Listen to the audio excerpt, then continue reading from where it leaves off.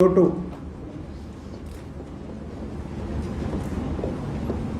Carbon dioxide का transport जिसका gradient बनता है। आपके पास किताबें कितनी भी बड़ी हों, कितने भी अच्छे नोट्स हों, अगर दिमाग में कुछ चीजें नहीं चल रही तो आप मरेंगे ही, 100% मरेंगे, उसमें कोई डाउट ही नहीं। आप बोलते हो सर हमें नोट्स बनाने दीजिए, नोट्स तो आपने बहुत पढ़े, किताबें बोलती नहीं है, ब्रेन बोल सकता है आपको अंदर ही अंदर ये होगा। बताओ, टिश्यू से एल्वुलाई की तरफ क्या चली? CO2। और 3 तरीके याद हैं? तो ग्रेडियंट हमेशा from tissue to alveoli, so we can write it tissue to alveoli, alveoli. और इसीलिए पहला फॉर्म पढ़ाना मुश्किल है ही नहीं। पहला फॉर्म इट इज डिसॉल्व, और पहले ही बताया जा चुका है 7%, just because solubility of the CO2 is more than oxygen.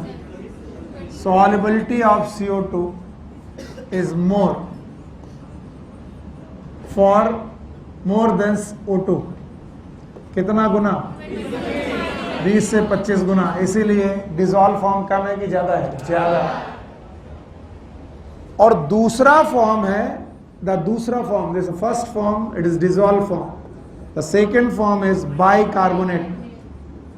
तो पहली एक बात ध्यान सुन लो, ये जो बाइकार्बोनेट फॉर्म है एवरीवन, बाइकार्बोनेट जो फॉर्म है ये भी ट्रेवल प्लाज्मा में ही करता है।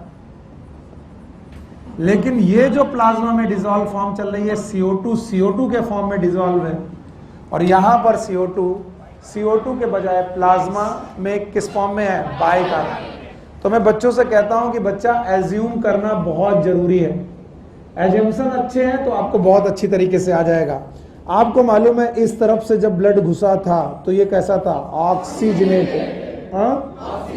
बहुत बढ़िया, मजा आ रहा है भाई। यहां पर कैसा था? ऑक्सीजनेटेड। और जब यहां से निकला डीऑक्सीजनेटेड। और इस दौरान टिश्यू ने कोई बदतमीजी की? चलो भाई, बदतमीजी दोनों तरफ की देखते हैं। जब ऑक्सीजनेटेड गया था तो अब हम केवल CO2 लिखेंगे, O2 नहीं लिखेंगे, क्योंकि जब O2 पढ़ रहे थे तो केवल क्या लिख रहे थे? O2। तो अब हम केवल CO2 लिखेंगे। बताओ, ऑक्सीजनेटेड ब्लड में CO2 कितनी? हाँ सर, जब यहां पर आए तो ब्लड में 40 mm ऑफ Hg है CO2, और टिश्यू में सर 45 है, 45 mm ऑफ Hg, याद है? अब आप मुझे बताइए ग्रेडियंट किधर का है? तो बताओ CO2 कहां जाएगी? हाँ, ब्लड में जाएगी। ऑक्सीजन हम पढ़ चुके हैं, ऑक्सीजन अंदर आएगी, CO2 ब्लड में। ब्लड में जब CO2 आई तो यहां से CO2 लौटी कितना? 45 mm of Hg, 45 mm of Hg। तो बोलते हैं जब बेटा कार्बन डाइऑक्साइड टिश्यू से ब्लड में घुसी तो एक फॉर्म में किसमें? सोना मत, किसमें? डिसॉल्व। दूसरा फॉर्म क्या है? तो मैं कहूं दूसरा फॉर्म यही डायग्राम में बड़ा करके दिखा रहा हूं। ये रही blood vessel. Let suppose this is a blood vessel.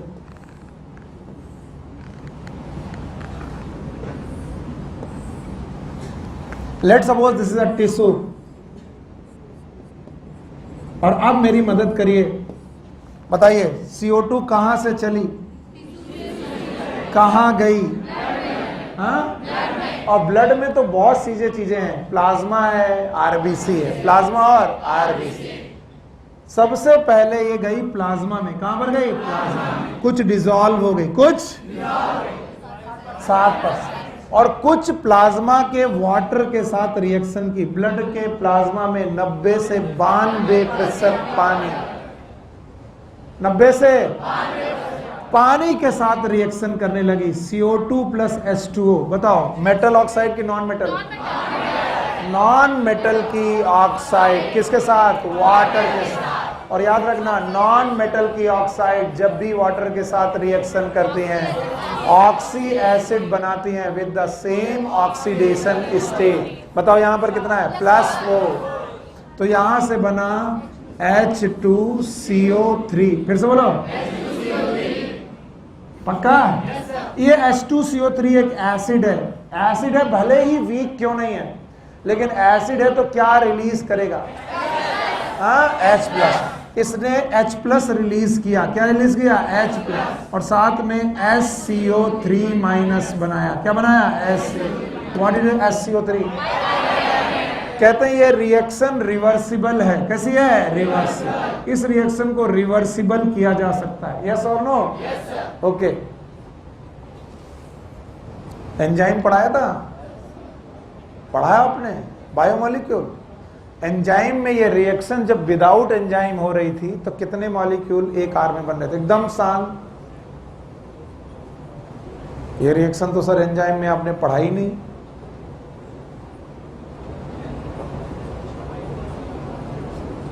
क्यों तहजीब नहीं पढ़ा? हाँ भाई, तस्बीह आपने भी नहीं पढ़ा। ढोल का साथी डंडा, सच में कभी बायोमॉलिक्यूल पढ़ा ही नहीं? अरे तो किसी से तो पढ़ा होगा। यस, पहला दिन है आपका। यस, जब ये रिएक्शन बिना एंजाइम के होती है तो H2CO3 कितना बनता है? 200 मॉलिक्यूल। कितने घंटे में? 1 घंटे में। पर यही रिएक्शन जब एक एंजाइम की प्रेजेंस में हो, कौन सा एंजाइम? Carbonic anhydrase. फिर से बोलो, एंजाइम का नाम याद रखिएगा, कार्बोनिक एनहाइड्रेज। तो ये रिएक्शन स्लो होती कि फास्ट? फास्ट। बैठिए। कितना फास्ट? 6 लाख मॉलिक्यूल पर सेकेंड। मैं यहां रुकूंगा और तुमसे बार बार पूछूंगा, बुरा कितना भी लगे। अगर ये रिएक्शन बिना एंजाइम के हो, किसके? बिना एंजाइम के। तो बताओ H2CO3 के कितने मॉलिक्यूल? 200 molecule per hour. 1 घंटे में कितने? 200। और अगर यही रिएक्शन एंजाइम की प्रेजेंस में, एंजाइम का नाम कार्बोनिक एनहाइड्रेज, तो ये बताओ 6 लाख मोल। 6 लाख मोल है पर आर की पर सेकेंड, पर सेकेंड। और ये मेरा डाटा नहीं है, एनसीईआरटी का डाटा है, कहीं और लिखा। 6 लाख मोल पर सेकेंड बन रहे। और यहां पर और बोलते हैं लगभग reaction 10 million time, 10 million time बेटा फास्ट हो चुकी है। लगभग 1 करोड़ गुना, 1 करोड़ गुना फास्ट हो चुकी है रिएक्शन। यानी जो रिएक्शन इतनी स्लो चल रही थी वो 1 करोड़ गुना फास्ट हो चुकी है, 10 मिलियन टाइम फास्ट। इसका मतलब ये एंजाइम बहुत खतरनाक है। और ये एंजाइम प्लाज्मा में प्रेजेंट है। कहां प्रेजेंट है? प्लाज्मा। पर भाइयों बहनों बार बार सुनो, प्लाज्मा में प्रेजेंस इसकी बहुत कम है, ये लीस्ट अमाउंट में है। इसका मतलब ये रिएक्शन प्लाज्मा में बहुत चल रही होगी कि बहुत कम? बहुत कम। अब आपको एज्यूम करना पड़ेगा कि जहां पर तुमने CO2 भेजी है उसका नाम है ब्लड वेसल। बोलो क्या? और ब्लड वेसल में क्या प्रेजेंट है? प्लाज्मा। प्लाज्मा के अलावा यहां RBC भी हैं। क्या है? RBC। मदद करिएगा थोड़ी से। तो अगर RBC हैं, इसका मतलब मैं ब्लड वेसल को थोड़ा और बड़ा कर रहा हूं और कुछ नहीं कर रहा हूं। अगर RBC हैं तो ये रिएक्शन RBC में भी चल रही है। आपको ये मानना पड़ेगा। Let suppose it is a RBC, मानना पड़ेगा कि ये RBC है। What is RBC? Red blood cell. Red blood cell में भी ये रिएक्शन हो सकती है। इसका मतलब जो CO2 प्लाज्मा में गई थी वो प्लाज्मा से कहां पहुंच गई? RBC। और जब ये RBC में पहुंची तो हीमोग्लोबिन में नहीं पहुंची, बल्कि RBC के अपने साइटोप्लाज्म में पहुंची। RBC के अपने साइटोप्लाज्म में कार्बन डाइऑक्साइड वाटर के साथ रिएक्शन करने लगी। कार्बन डाइऑक्साइड वाटर के साथ जब रिएक्शन करने लगी तो इसने बनाना चालू किया H2CO3, और H2CO3 से H प्लस आयन निकला और HCO3 माइनस आयन बनने लगा। बताओ what this ion is known as? Bicarbonate. No doubt ये रिएक्शन आरबीसी में चल रही है, लेकिन ये बाइकार्बोनेट आरबीसी में रुक ही नहीं सकते। मैंने पहले ही पढ़ा दिया था, बाइकार्बोनेट आरबीसी से चलता है कि प्लाज्मा। इसलिए इस बाइकार्बोनेट को एक्सट्रूड किया गया, बाहर भेजा गया। कहां से? फिर से बोलो, आरबीसी से। कहां? आरबीसी से कहां? प्लाज्मा। तो बताओ, प्लाज्मा में बाइकार्बोनेट घटने लगा कि बढ़ने लगा? बढ़ने लगा। इसका मतलब बाइकार्बोनेट का बनना प्लाज्मा में भी है, आरबीसी में भी है। ज्यादा कहां है? वाई? क्योंकि द सेम एंजाइम, नाम बोलना पड़ेगा बार बार, the same enzyme known as carbonic anhydrase, it is present in maximum amount. बताओ कहां? लीस्ट की मैक्सिमम। तो बताओ ये मैक्सिमम कहां प्रेजेंट है?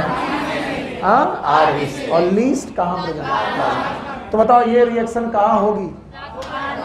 प्लाज्मा में भी और आरबीसी में। लेकिन ज्यादा कहां?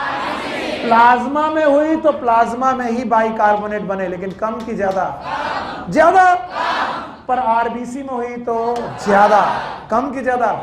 और अगर ज्यादा बने तो बताओ H+ आयन भी ज्यादा, बाइकार्बोनेट आयन भी ज्यादा।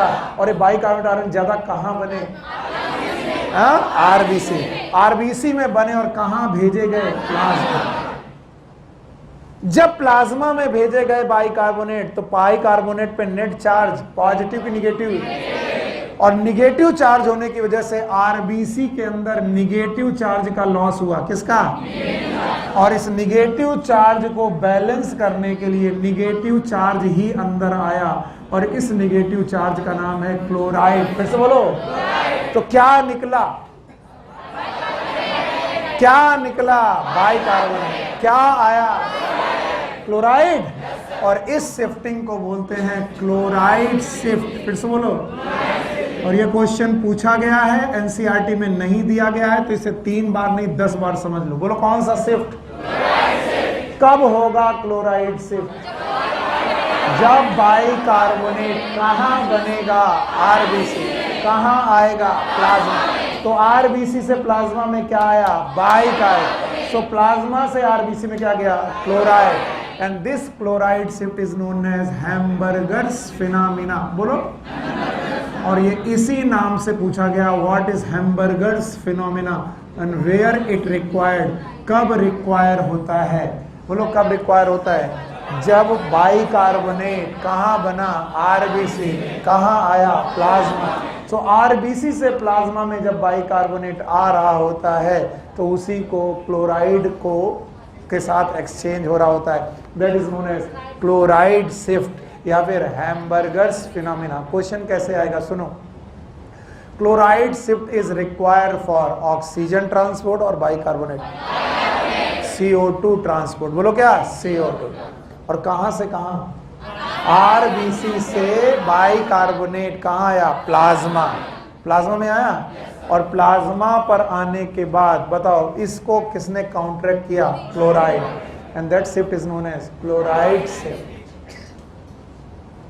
अब मेरे को तो डर ये लगता है ना, हर चीज में तुम हाँ करते हो और कितनी चीज पकड़ के बैठ पाते हो, वो मुसीबत है। बताओ, कार्बन डाइऑक्साइड गई और 60% तो घुल गई, वो बाइकार्बोनेट नहीं बनाई, वो CO2 के रूप में ही घुल गई। और 70% CO2 ने एसिड बनाया। एसिड का नाम कार्बोनिक एसिड। फिर से बोलो।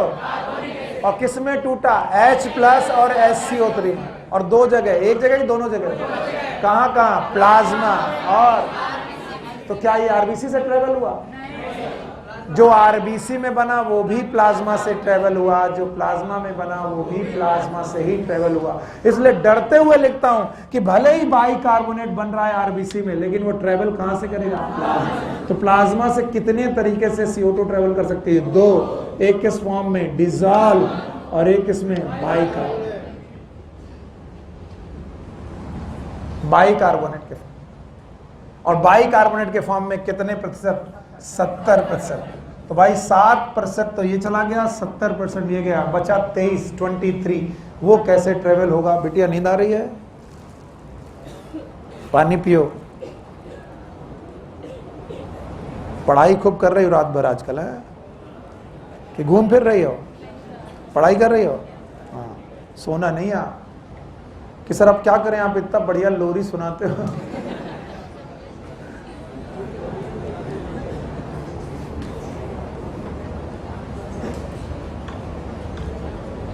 और ह्यूमन फिजियोलॉजी की खास बात है, हर बच्चे को लगता है कि उसे आ रहा है, बहुत आ रहा है, और जब क्वेश्चन बनता है तो फिर उसे लगता है उसे तो कुछ नहीं आता। भैया लिख लिया?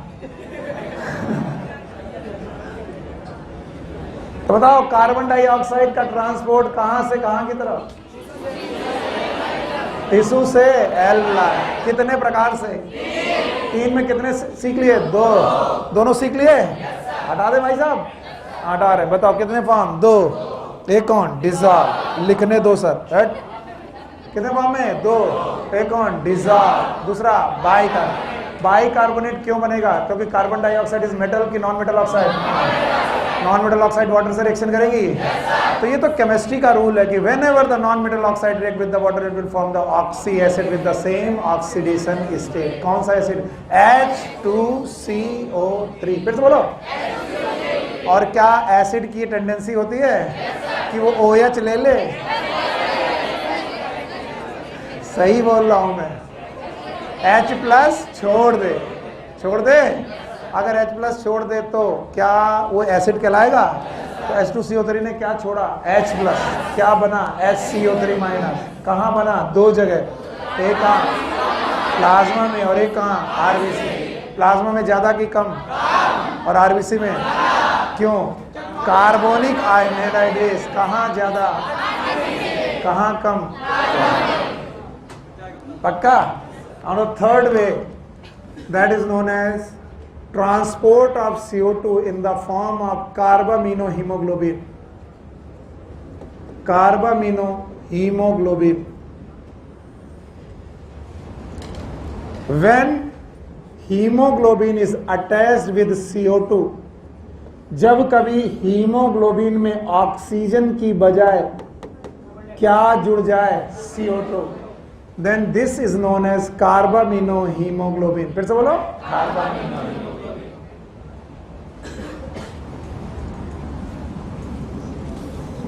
इस मटके को जानते हो? एल्वुलाई सर, बड़ा अच्छा मटका है। सर कहते हैं रोज एक मटका बना देते हैं आगे। आज पहली बार दोनों गैसेस को एक साथ फिर से देखने जा रहा हूं, दूसरी तीसरी बार। पहली बार बोल देता हूं मैं। आवाज आ रही है? इधर से जो ब्लड आया, इधर से, क्या बात है, सब कुछ याद है? अच्छा ये टिश्यू याद है? टिश्यू, और टिश्यू में इधर से जो ब्लड आया, बेटिया बड़ी जल्दी में हो, ये कौन सा? ऑक्सीजन। और ये वाला लिख रहे, इधर वाला डीऑक्सीजनेटेड गए, ऑक्सीजनेटेड लौटे। याद आया? ऑक्सीजनेटेड गए, डीऑक्सीजनेटेड लौटे। पक्का? और ऑक्सीजन में तो तुम देख ही चुके हो। सान ऐसे कर रहे हैं। हाँ आओ सान, आओ आगे आओ। आओ मेरे बच्चे, तुमसे बहुत उम्मीदें हैं कि तुम मेरा नाम रोशन करोगे। भले ही मेडिकल कॉलेज में ना लो, काका दोगे, गलियों में तो कर ही दोगे। बस यहीं रहना, यहीं रहना। नहीं नहीं, यहीं खड़े होकर जवाब देना है, फिर वापस लौटना। नहीं वो बताएगा नहीं। सैटरडे को क्लास नहीं किया था इसीलिए बुलाया है, और तुम हमको बेवकूफ समझे हो। डंडा है? ऑक्सी हीमोग्लोबिन, ये रहे हीमोग्लोबिन भैया। HB याद आया? HB ने क्या देखा कि PO2 कम है, PCO2 कम की ज्यादा? कम है। 5 फैक्टर बोल ले और छोड़ दूंगा। यहां पर 5 कौन कौन से फैक्टर?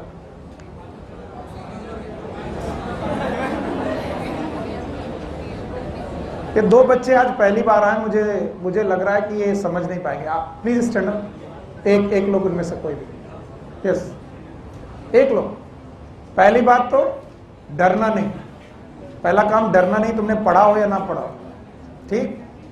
हम ट्राई कर रहे हैं कि ये बात आपको समझ में आ जाए, क्योंकि आपने पिछली क्लास शायद ज्वाइन नहीं की, पहली है ना? हाँ ठीक है।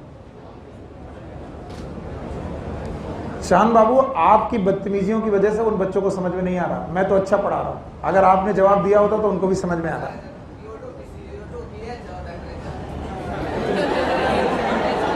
कौन बताया? देखना वो पहले दिन आई और तुमसे अच्छा बताएगी। बेटिया यहां पर सांस लेने पर एल्वुलाई के पास ऑक्सीजन आई, कहां से? एटमॉस्फेयर। तो ऑक्सीजन कम होगी कि ज्यादा? ज्यादा। देखो बता दिया।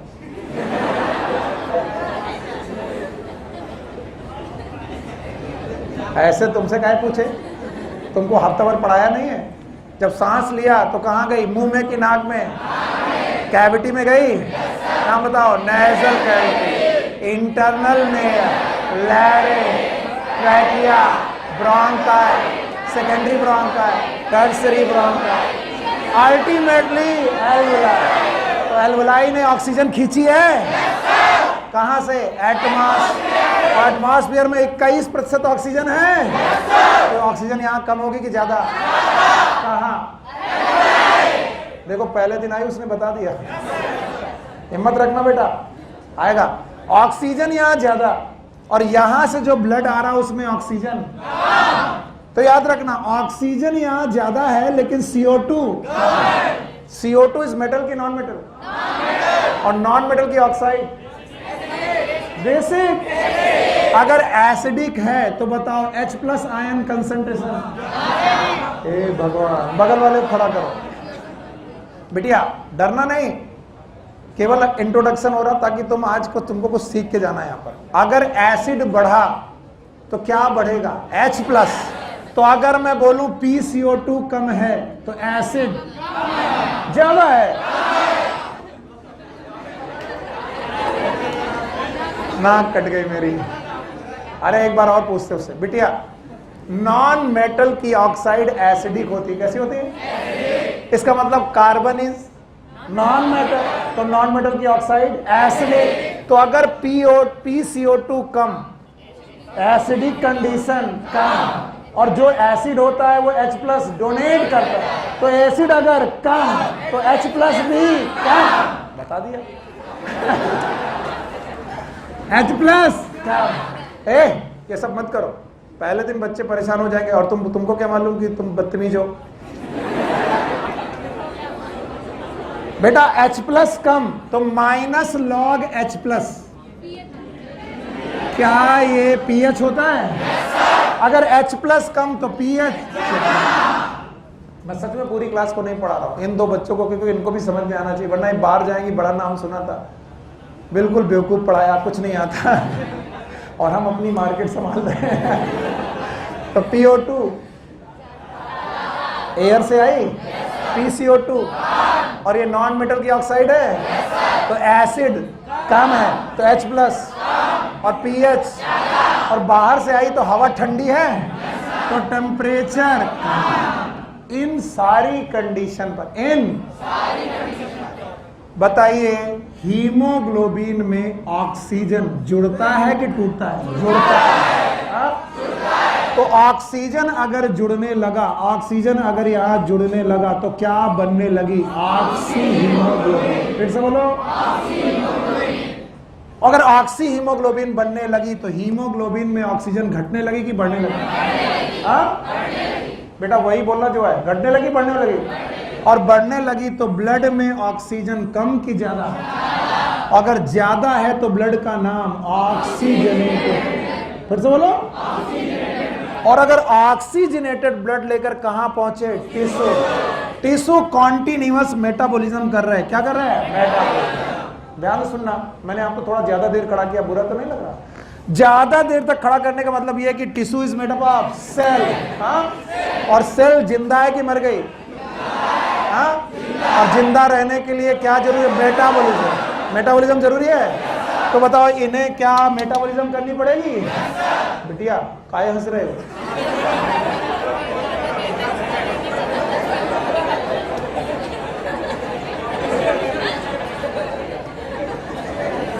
अगर वो आज सही नहीं बता पाए तुम मार पड़ोगा।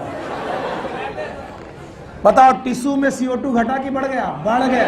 हाँ, टिश्यू में CO2 बढ़ गया, लेकिन यहां से CO2 बढ़ा था कि कम था? कम था। हाँ? CO2 कम था कहां? ब्लड में। टिश्यू में CO2 बहुत बढ़िया। और टिश्यू में CO2 ज्यादा, तो टिश्यू में ऑक्सीजन कम। और ये भाई साहब क्या लेके आ रहे हैं? ऑक्सीजन। ऑक्सीजन। ऑक्सीजन कहाँ ज्यादा, कहाँ कम? तो टिश्यू कहेगा हमें ऑक्सीजन दो। ऑक्सी हीमोग्लोबिन कहेगी ऐसे ना देंगे, हम तभी देंगे जब आप हमको बताओगे कि बोहर इफेक्ट लग रहा है कि नहीं। यही बात है जो मैं 2 दिन से पढ़ा रहा हूं। कौन सा इफेक्ट? और बोहर इफेक्ट तब लगता है जब कंडीशन क्या हो? बोलो क्या हो? PO2 कम। उल्टा देखो, यहां PO2, यहां PCO2। अगर PCO2 ज्यादा तो H+ आयन ज्यादा, pH कम। और यहां चल रही है मेटाबॉलिज्म, यहां चल रही है मेटाबॉलिज्म, तो टेम्परेचर ज्यादा। अगर ऐसा हुआ, जमाई बड़ी लंबी तुम्हारी, अगर ऐसा हुआ तो क्या लगेगा? Bohr effect. और बोहर इफेक्ट लगा तो हीमोग्लोबिन ऑक्सीजन को टाइटली पकड़ेगा कि लूजली? तो पकड़ेगा कि छोड़ेगा? तो बताओ हीमोग्लोबिन से ऑक्सीजन किधर गई? This is a Bohr effect. और जैसे हीमोग्लोबिन से ऑक्सीजन टिश्यू की तरफ जाने लगी, हीमोग्लोबिन खाली होने लगी। पक्का? तो CO2 कह रही बहन किसको लेके आई थी? बोले O2 को। छोड़ दिया? बोले हाँ। खाली हो? हाँ। कहाँ जा रही हो? एल्वुलाई पे। हमको लेते चलो। समझ गए?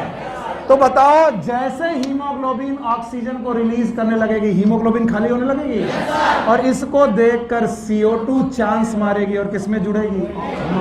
और क्या बनाएगी? HbCO2। तो बोहर इफेक्ट अगर ऑक्सीजन डिलीवर करने में मदद कर रहा है तो हम दूसरी तरीके से कह सकते हैं कि वो हीमोग्लोबिन को खाली कर रहा है। क्या कर रहा है? क्योंकि उसने हीमोग्लोबिन से क्या निकाल दी? ऑक्सीजन। तो अगर ऑक्सीजन निकली तो हीमोग्लोबिन खाली हो गई।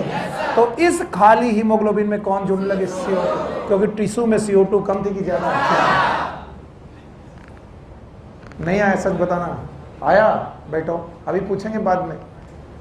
और तुम पढ़ना लिखना चालू कर दो, कुछ फायदा नहीं इन त्योहारों में।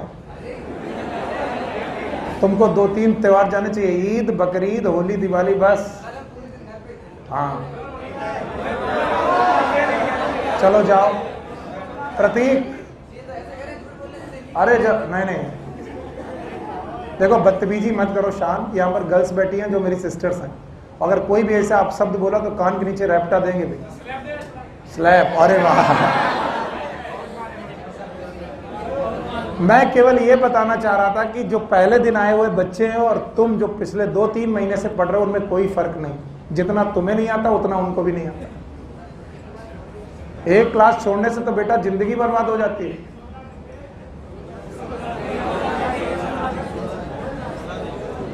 आप सुनो, तो जिस हीमोग्लोबिन से ऑक्सीजन निकलने लगी, उस हीमोग्लोबिन को खाली देखकर किसने चांस मारा? CO2 ने। तो कहा तुम तो ऑक्सीजन छोड़ रही हो, किस इफेक्ट की वजह से? तो बोहर इफेक्ट वो इफेक्ट है जो किसको छोड़ेगा और किसको बनाएगा? कार्बामीनो हीमोग्लोबिन। तो कल को मैं पूछूं कि कार्बामीनो हीमोग्लोबिन बनने के क्या क्या कारण हैं, नहीं बता पाएंगे। चिल्लाना नहीं। हीमोग्लोबिन में CO2 जुड़ने के क्या क्या कारण हो सकते हैं? ऑक्सीजन का कम होना, CO2 का ज्यादा होना, H+ आयन कंसंट्रेशन का ज्यादा होना, टेम्परेचर का ज्यादा होना, pH का कम होना। ये सारे काम ऑक्सीजन को छोड़ रहे हैं, CO2 को जोड़ रहे हैं। अभी NCERT की सारी लाइनें तुमसे पढ़वाऊंगा और जब मुंह फैला के सुनोगे सर ये कहाँ लिखा है, उसी समय थप्पड़ पड़ेगा। आज स्लैप डे हम बहुत यूज करने वाले हैं इसे। तो आप लोगों ने पढ़ा कि सर बोहर इफेक्ट के दौरान हीमोग्लोबिन कह रही कि मैं ऑक्सीजन को टाइटली पकड़ नहीं सकती हूं। क्यों? क्योंकि मुझे ऑक्सीजन को पकड़ना है कि छोड़ना है?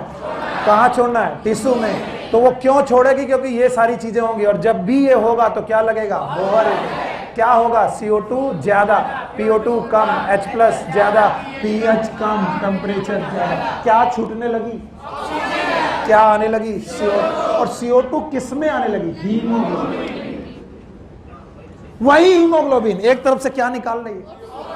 क्या पकड़ रही? CO2। इनको छोड़ा, इनको पकड़ा, लेके चले। नाम है कार्बामिनो हीमोग्लोबिन।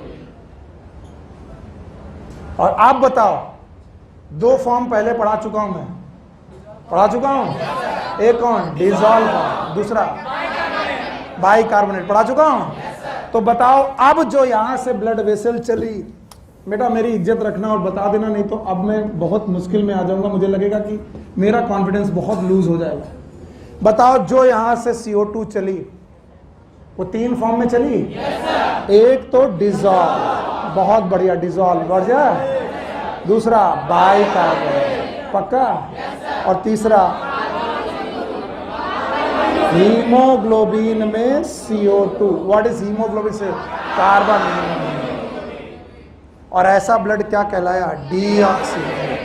और कहां से चला? कहां की ओर? क्या ये ट्रांसपोर्ट ऑफ CO2 है? मैं ये पढ़ाने ही नहीं आया, तो पहले ही पढ़ा दिया मैंने, पर इसकी मदद से ये पढ़ा रहा हूं क्योंकि तुम्हें सीखना है कब हीमोग्लोबिन किसे छोड़ेगी, किसे पकड़ेगी। किसे छोड़ा, किसे पकड़ा, कहां पर। लेकिन बेटा कितना पकड़ा? It is only 23%। कितना? 20 to 25% ऑफ टोटल CO2। और अब जो मैं पढ़ाने जा रहा हूं, ये तुम्हारा दिमाग खराब भी कर सकता है, खराब भी कर सकता है। इसलिए सुनो, यही ब्लड एक दिन पहुंचा एल्वुलाई के पास। अब मैं ये एल्वुलाई फिर से साफ करता हूं ताकि तुम्हें दिख जाए कि मैं क्या करने जा रहा हूं। यही ब्लड जब यहां पर पहुंचा एल्वुलाई के पास, तो एल्वुलाई ने कहा कि हमारे पास एक मेम्ब्रेन है, याद है? नाम है डिफ्यूजन मेम्ब्रेन। डिफ्यूजन मेम्ब्रेन में 3 लेयर है। एंडोथीलिया, बेस में मेम्ब्रेन, और स्क्वैमस एपिथेलियम। एक CO2 ने कहा देखो हमारा काम बढ़िया है, हम डिसॉल्व होके आई थी और हम घुले हुए हैं, और डिसॉल्व होने की वजह से, सॉल्युबिलिटी की वजह से हम तो भैया निकल लिए। कितना परसेंट? 7% CO2 ने कहा because I am dissolve condition. और सॉल्युबिलिटी डिफ्यूजन को बढ़ाती है। 3 बातें जो डिफ्यूजन को बढ़ाती थी, पिछले पढ़ाया था। कंसंट्रेशन ग्रेडियंट, सॉल्युबिलिटी, थिकनेस, पक्का। तो बोले देखो, जिनका पहला दिन है वो भले परेशान हो जाएं, लेकिन तुम लोग सही ढंग से बोलो ताकि उनको समझ में आए कि ठीक है। बताओ, CO2 यहां से निकल गई, कौन सी वाली? डिसॉल्व। अब आई जो CO2, अब जो CO2 आई, इसका नाम है carbamino. What is carbamino? HbCO2। और इसको अगर नहीं समझा तो गए काम से।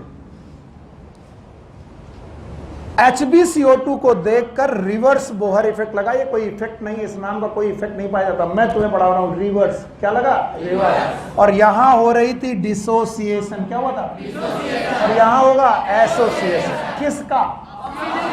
क्योंकि यहां ऑक्सीजन ज्यादा है। और बोला जब PO2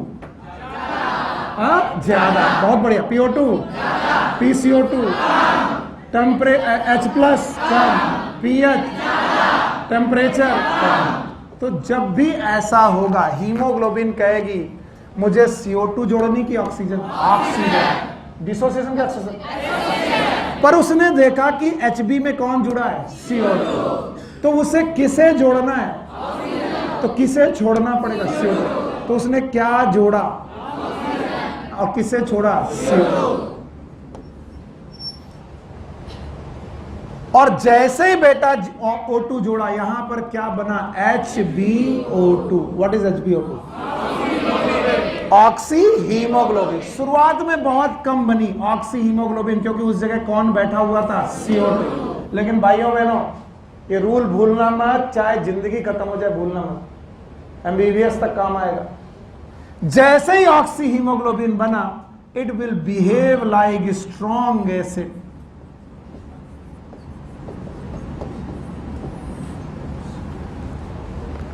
कौन? HbO2 behave like strong acid. और जैसे ही HbO2 बना, उसने बाकी बची हुई HbCO2 को से हीमोग्लोबिन से क्या डिस्प्लेस करना बढ़ा दिया, CO2। तो जैसे जैसे HbO2 बनता जाएगा, स्ट्रॉन्ग एसिड की कंसंट्रेशन बढ़ती जाएगी, और जैसे जैसे HbO2 बढ़ता जाएगा, किससे धक्का मारा जाएगा, HbCO2। तो HbCO2 बचेगा कि छोड़ने लगेगा? और छोड़ने लगेगा तो क्या खाली होने लगे, Hb, और Hb खाली होने लगे तो क्या आने लगेगी, ऑक्सीजन। ये अजीब अजीब पॉजिटिव रेगुलेशन है। सर नहीं आया, फिर से एक बार आपने ये कंडीशन की, ऑक्सीजन के लिए एफिनिटी किसके पास ज्यादा है, हीमोग्लोबिन। उसने कुछ हीमोग्लोबिन ने किसको पकड़ा, ऑक्सीजन, किसको छोड़ दिया, CO2। जैसे ही HbO2 बना, क्या बना, स्ट्रॉन्ग एसिड। फिर से बोलो। और स्ट्रॉन्ग एसिड बनते ही इसने वीक एसिड को, नॉन मेटल ऑक्साइड के वीक एसिड को रखा कि डिस्प्लेस करके, डिस्प्लेस। इसका मतलब हीमोग्लोबिन में अगर O2 आ गई है तो CO2 रुक पाएगी कि हटा दी जाए? और जैसे ही हटाई जाने लगी, HbCO2 छोड़कर भागने लगी। बताओ, दूसरी CO2 भी निकल ली, कहां, एल्विलाई। सबसे बड़ी समस्या आती है बाइकार्बोनेट की। मैं बता रहा हूं, लोग इसको पढ़ाने से बचते हैं। किसी को याद है कितने फॉर्म में आए थे? 3। पहला कौन, डिसॉल्व। डिसॉल्व फॉर्म में निकल लिए? नहीं आया। और दूसरा फॉर्म कौन सा है, HbCO2। HbCO2 वाला में कौन किसको पकड़ा है, हीमोग्लोबिन। किसको, CO2 को पकड़े हैं। और पकड़े होने की वजह से CO2 को छोड़ नहीं रही है। लेकिन क्या लगा, बोहर इफेक्ट का उल्टा। और वो कहता है डिसोसिएशन की एसोसिएशन। तो कुछ हीमोग्लोबिन में क्या आकर के जुड़ी, ऑक्सीजन। क्या बनी, HbO2। कैसा एसिड, स्ट्रॉन्ग एसिड। और जैसे ही स्ट्रॉन्ग एसिड बना, उसने किसको डिस्प्लेस किया, CO2। कहां से? बोले हम बड़े एसिड हैं, तुम छोटे एसिड हो। बड़े एसिड के सामने छोटा एसिड रह नहीं था। CO2 को छोड़ दिया गया। कौन खाली होने लगा, Hb। और क्या आने लगी, ऑक्सीजन। HbO2 घटने लगी कि बढ़ने लगी, बढ़ने लगी। हाँ, एसोसिएशन बढ़ने लगे। क्या बनने लगे, ऑक्सीजन। तो अक्सर बच्चे कहते हैं, सर ये तो घुली थी बेचारी, निकल ली, इसको स्ट्रॉन्ग एसिड ने निकाल लिया। अब सुनील सर फंस गए, बाइकार्बोनेट कैसे निकलेगा? ये तो क्या है, सॉल्ट। क्या है? तो हमने कहा बेटा, इसको निकालने के लिए भी ऑक्सी हीमोग्लोबिन काम आएगा, because oxy haemoglobin is a, मजा नहीं आए। और अगर ये strong acid, it will donate H+। Her acid क्या डोनेट करता है, H+। फिर से बोलो। और अगर ये H+ के साथ जुड़ा तो क्या बनाएगा, H2CO3। फिर से बोलो। और H2CO3 इज अनस्टेबल। स्टेबल क्या अनस्टेबल, अनस्टेबल। किसमें टूटेगा, CO2 प्लस वाटर। क्या ये CO2 भी निकल जाएगी? नहीं आया। बोले सर पानी बचा, तो पानी उठाया भी कहां था, प्लाज्मा। वापस भी कहां गया, प्लाज्मा। पानी में कोई दिक्कत नहीं। एंड भाइयों बहनों, this effect is known as Haldane effect. हे भगवान, ये क्या बोल दिया तुमने? पता नहीं क्या पागलपन कर रहा है ये टीचर। कौन सा इफेक्ट, हेल्डेन। लिखो मत, 3 बार नहीं 10 बार पढ़ाऊंगा अभी मैं, और तुम्ही से लिखवाऊंगा। पहले ध्यान से सुनते जाओ। This effect is known as. और बोलते क्या होता है हेल्डेन इफेक्ट, किसी को नहीं मालूम। सर ने बोला था हेल्डेन इफेक्ट, मैंने बोल दिया। हेल्डेन इफेक्ट कहता है कि मैं एल्वुलाई में क्या छोड़ने में मदद करूंगा, CO2। और बोहर इफेक्ट कहता है कि मैं टिश्यू में क्या छोड़ने की कोशिश करूंगा, O2। तो Bohr effect is for the delivery of oxygen to the, and Haldane effect is the delivery of CO2 to the alveoli. तो क्या आई, ऑक्सीजन। क्या निकल रही, आई किस इफेक्ट से, गई किससे, कौन गया, कौन आया, अभी भी नहीं आया। Haldane effect is, Haldane effect is, ध्यान सुनना, it is behaviour of oxy haemoglobin is acidic, this effect is known as Haldane. और इतना लोग समझ नहीं पाते, उसको जगाओ। या तो मैं बहुत पका रहा हूं आज, और या तो तुम पिछली 2-3 क्लासेस छोड़ चुके हो। कैसी हो? यस यस, मैं बहुत पका रहा हूं, पहले क्लासेस छोड़ दिए हो, फिर भी नींद आ रही, इसका मतलब तीसरा इशू है। कल रात भर का नाचते रहे हो, खूब पढ़े हो, ये तो रेयरेस्ट बात है। शाबाश, बैठो। तो बोलते हैं what is हेल्डन effect? हेल्डन effect is the effect which says oxy haemoglobin behave like strong acid. देखो मैंने जानबूझ के किया है, और अब अगर आपने बना दिया तो आपको आ गया, नहीं तो नहीं आया। ये बताओ क्या है? यहां PO2 PCO2 ये कंडीशन है। और अब हमारे बच्चे ये तो बता ही सकते हैं, यहां से जो ब्लड आ रहा ऑक्सीजनेटेड कि डीऑक्सीजन? पता नहीं सर, गड़बड़ कर रहे हो। ऑक्सीजनेटेड का डीऑक्सीजन, जिसमें CO2 एक प्रकार से कि 3 प्रकार? तीनों प्रकार याद हैं? मुझे डर लग रहा, तीनों याद हैं? एक और डिजॉल्व CO2 के फॉर्म में है। इसके अलावा बाइकार्बोनेट और कार्बामिनो हीमोग्लोबिन। अगर नहीं आता तो तुम मरे हो। HbCO2, हीमोग्लोबिन में क्या जुड़ा है? HbCO। चाहे जितना अच्छा पढ़ा हो, वहां जमाई मार रहा है, इसका मतलब उसे कुछ नहीं आ रहा। खड़े हो तुम? यस।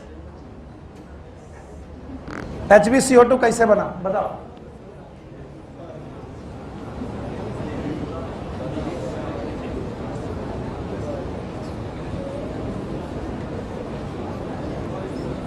हाँ हीरो, हाँ हीरो कह दिया, खुश हो गया। हाँ कैसे बना?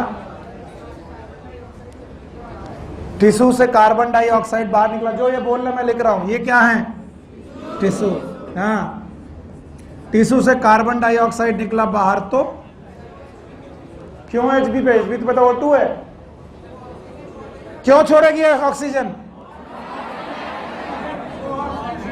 Hb पर क्या है? O2। तो ये ऑक्सीजन छोड़ेगी? क्यों छोड़ेगी? बोहर इफेक्ट जाने बिना CO2 का ट्रांसपोर्ट जान पाना नामुमकिन है। और आप लोग चीजों को अलग अलग पढ़ते हो। शाबाश, बैठो, आप भी बैठिए। जब तक हीमोग्लोबिन खाली नहीं होगी, ये एक ट्रक है, हीमोग्लोबिन एक ट्रक है जिसमें क्या भर के ला रहे हो? जब तक ट्रक खाली नहीं हो गया, नया सामान चढ़ाया नहीं जाएगा। तो HbO2 ने O2 खाली करना क्यों चालू किया? Bohr's effect. और बोहर्स इफेक्ट कहता है ये तभी लगेगा जब बाहर की तरफ CO2 ज्यादा, O2 H+ ज्यादा, pH कम, टेम्परेचर ज्यादा। क्या टिश्यू में सब कुछ है? इसलिए हीमोग्लोबिन कहेगी हमें ऑक्सीजन नहीं रखना, हमें ऑक्सीजन छोड़ना है। और ऑक्सीजन छोड़ा तो हीमोग्लोबिन खाली हो जाएगी। ये ट्रक भरा है कि खाली? इसी ट्रक पे चांस मारेगा कौन? CO2। और CO2 कहेगा हमें लेते चलो, और CO2 जुड़ जाएगा। नाम बताओ? Carbamino haemoglobin.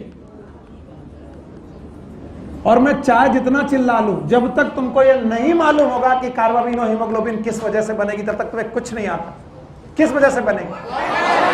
अब ये बोलो, कार्बामिनो हीमोग्लोबिन कब बनेगी? जब CO2 ज्यादा, O2 कम, H+ ज्यादा, pH कम, टेम्परेचर ज्यादा। ये सारा काम क्या बनाएगा?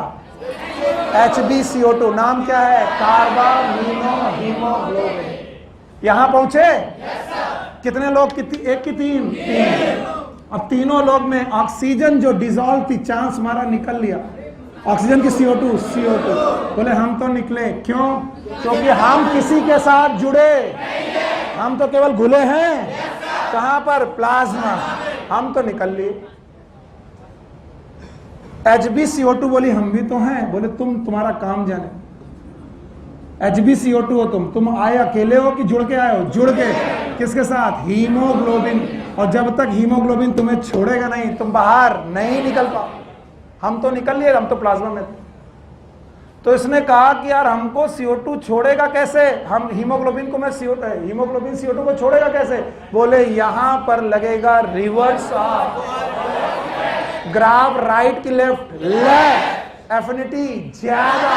किसके लिए? ऑक्सीजन। ऑक्सीजन के लिए एफिनिटी ज्यादा। तो बताओ हीमोग्लोबिन, कुछ हीमोग्लोबिन किसके साथ जुड़ जाएगी? ऑक्सीजन। क्या बनाएगा? HbO2। फिर से बोलो। इसका नाम कार्बामिनो हीमोग्लोबिन है, इसका नाम ऑक्सी हीमोग्लोबिन। तो शुरुआत में ऑक्सी हीमोग्लोबिन बहुत ज्यादा बने कि कम? कम। लेकिन जैसे ही ये कम बनी वैसे ये बिहेव की स्ट्रॉन्ग एसिड। फिर से बोलो। और स्ट्रॉन्ग एसिड बनना ही कौन सा इफेक्ट है? हेल्डेन। यही चिल्ला रहा हूं उतनी देर से। When oxyhemoglobin form at the alveoli level, it behave like and strong acid होने की वजह से उसने weak acid को रखा कि डिस्प्लेस किया। तो बताओ जो HbCO2 में जो हीमोग्लोबिन में CO2 थी बची कि डिस्प्लेस? किसने किया? Oxyhaemoglobin, because it behave. और इस एसिड का नाम स्ट्रॉन्ग। तो CO2 का यम तो निकल आए। कार्बामिनो हीमोग्लोबिन की CO2 बोली हम भी निकल आए। भला हो ऑक्सी हीमोग्लोबिन का बाइकार्बोनेट का, हम तो फंस गए। अरे हम तो फंस गए भैया, बाइकार्बोनेट है हमारा नाम। तो बोले तुम भी नहीं फंसे, जरा देखो ये कौन है। और जो एसिड होता है वो क्या डिस्प्लेस का? H+। क्या ये H+ देगा? क्या बनाएगा? H2CO3। फिर से बोलो। और H2CO3 इज स्टेबल कि अनस्टेबल? अनस्टेबल। क्या ये CO2 और वाटर में टूटेगा? तुम भी निकल लो। और ये किसकी वजह से हुआ? ऑक्सीहीमोग्लोबिन इफेक्ट का नाम हेल्डेन। अगर हेल्डेन इफेक्ट ना होता तो CO2 ब्लड में तो रहती, एल्वुलाई में बाहर नहीं। तो बताओ कौन इफेक्ट है जो CO2 को बाहर निकाले? हेल्डेन। और कौन इफेक्ट है जो O2 को पिछड़ा देगा? कितने इफेक्ट? 2। एक कौन? बोहर इफेक्ट और एक हेल्डेन। कुल मिलाकर मैंने 3 बड़े बड़े वैज्ञानिकों का नाम लिया। Hamburger's phenomena, Bohr effect, Haldane effect. क्या ये तीनों के नाम बता पाओगे? What is Hamburger's phenomena? Bicarbonate बनता है कहां पर? RBC। बाहर आता है कौन? अंदर जाता है क्लोराइड। शिफ्ट का नाम क्लोराइड से। अच्छा, ये नहीं कि तुम्हें बताना है कि सर आया ही है, ऐसे मत बोलना वरना मैं डेविएट हो जाऊंगा। तुम्हें ये बताना आया समझ में? पक्का? तो बताओ कौन से 2 इफेक्ट? एक इफेक्ट है बोहर और एक हेल्डेन। तो केवल ट्रांसपोर्ट ही नहीं करना, उसे छोड़ना भी। तो कौन CO2 को छोड़ने में मदद करेगा? हेल्डेन। और कौन O2 को? And this is somehow we transport the CO2। क्या ट्रांसपोर्ट करेंगे? CO2। अच्छा, जो मैं पढ़ाता हूँ NCERT में ना दिया हुआ तो बेकार है, इसलिए NCERT पढ़ना बहुत ज़्यादा जरूरी हो जाता है इन टॉपिक के बाद। क्या मैंने ट्रांसपोर्ट ऑफ O2 में पढ़ाया था? चलिए मैं NCERT पढ़ा रहा हूँ, ट्रांसपोर्ट ऑफ कार्बन डाइऑक्साइड। कोई भी लाइन ना समझ में आए पूछना। CO2 is carried by hemoglobin as carbamino haemoglobin. इसका नाम क्या रखा मैंने? Carbamino haemoglobin. About 20 to 25%। This binding is related to, तुम इनको बताने के पहले 5 चीजें बता दो। कार्बामिनो हीमोग्लोबिन किन बातों से बनेगी? तुम पहले अपने मन में सोचो, जिन बातों से क्या होता था? Bohr effect. पहले अपने मन में सोचो क्या होना चाहिए? PCO2, PO2, H+, pH, temperature होना चाहिए। अब देखो लिखा है कि नहीं। This binding is related to the partial pressure of CO2। PO2 is major factor which could affect this binding when PCO2 is high। when इधर देखो, when PCO2 is high आगे सुनो, PCO2 is high, PO2 is low. इन्होंने 2 बोला, तुमने 5 बताए नहीं, 5 बताए। अगर PCO2 हाई हो, PO2 लो हो, H+ आयन ज्यादा हो, pH कम हो, टेम्परेचर ज्यादा हो, पक्का ये हो तो क्या होगा?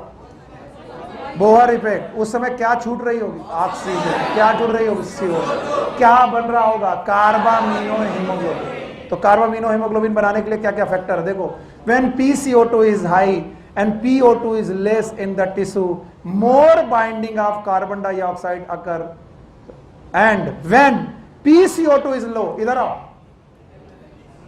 when PCO2 is low, इधर देखो मेरी तरफ, इधर PCO2 is low and PO2 is high, as in alveoli, the dissociation of CO2 from carbaminohemoglobin takes place।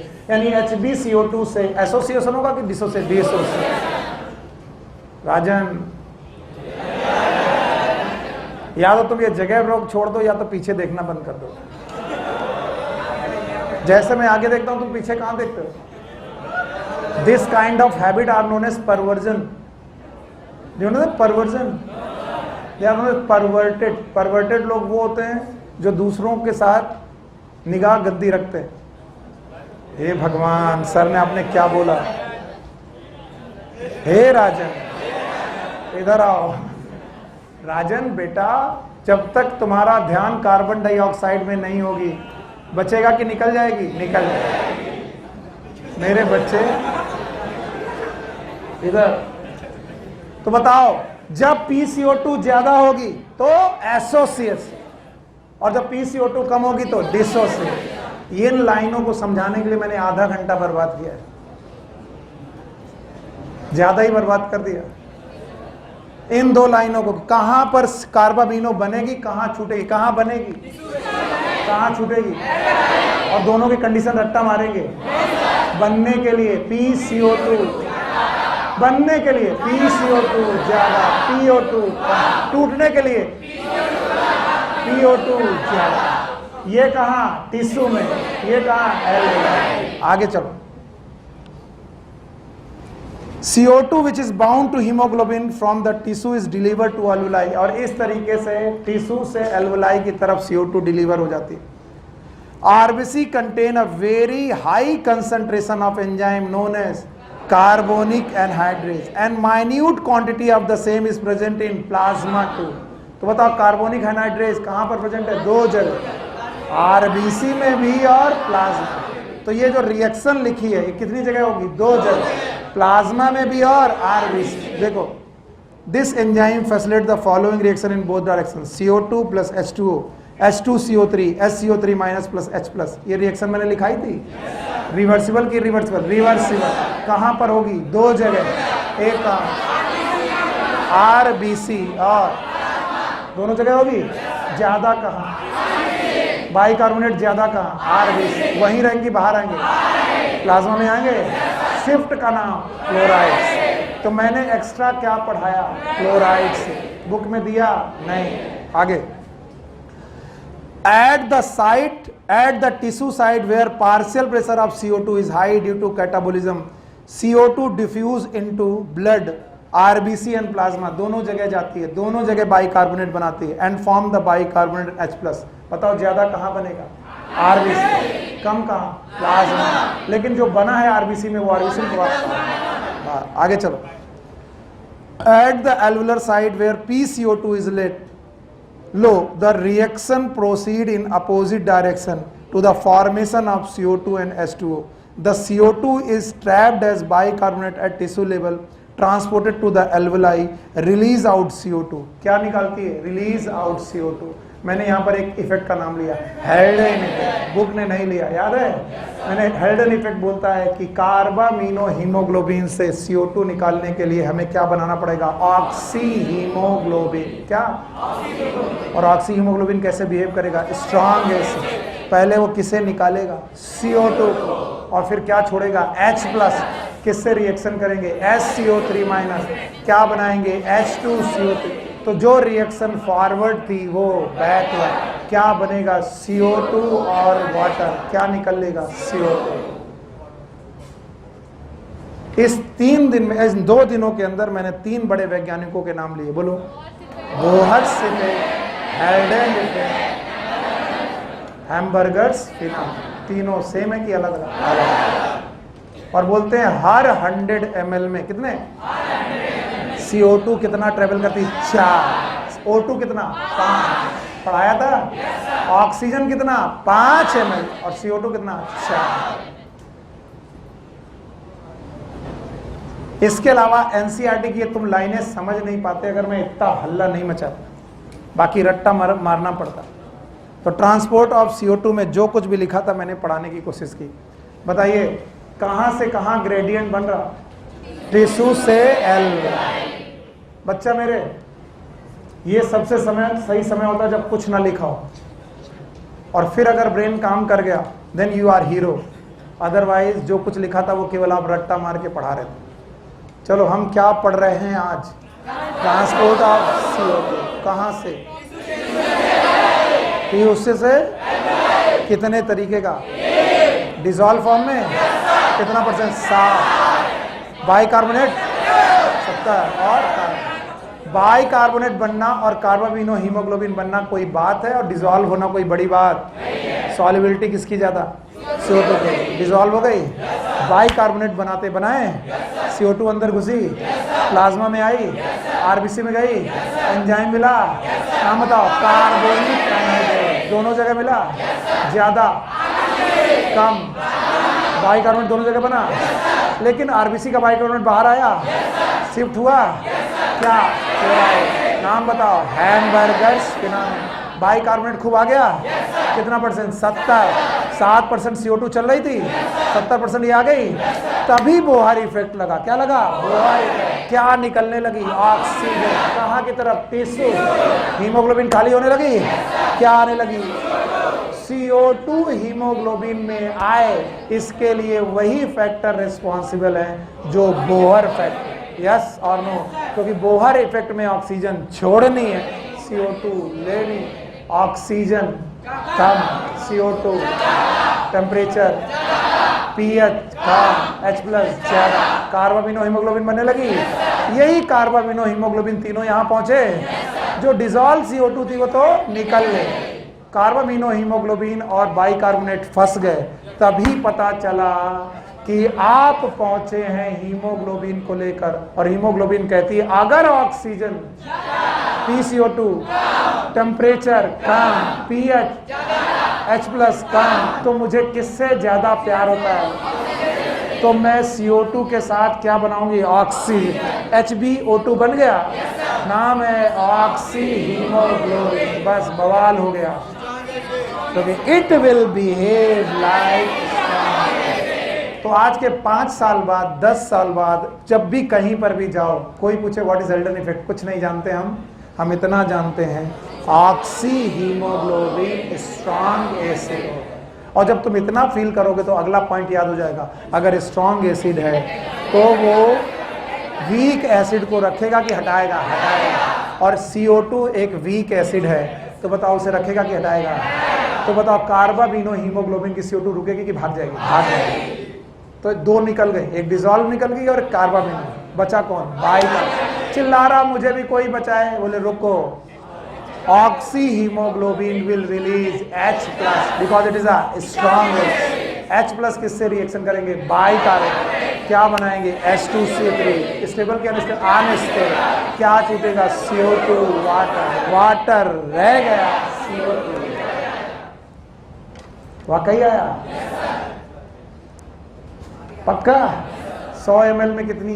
4। Oxygen 5। Oxygen छोड़े 5, ले गए 7 ml। पक्का? कौन?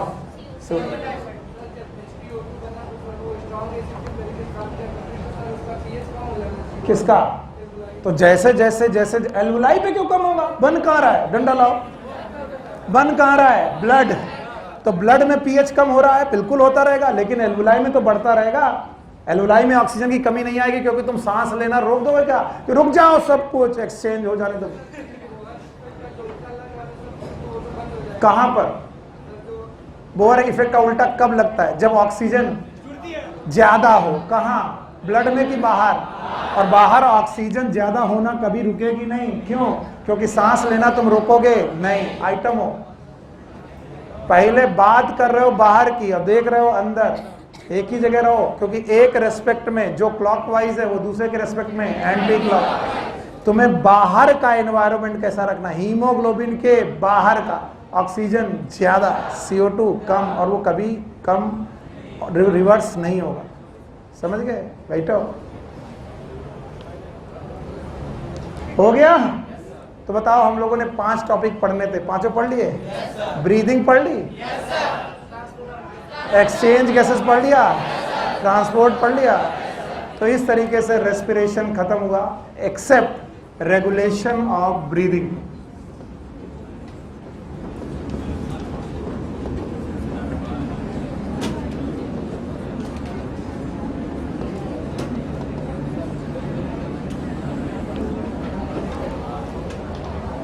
अगला टॉपिक,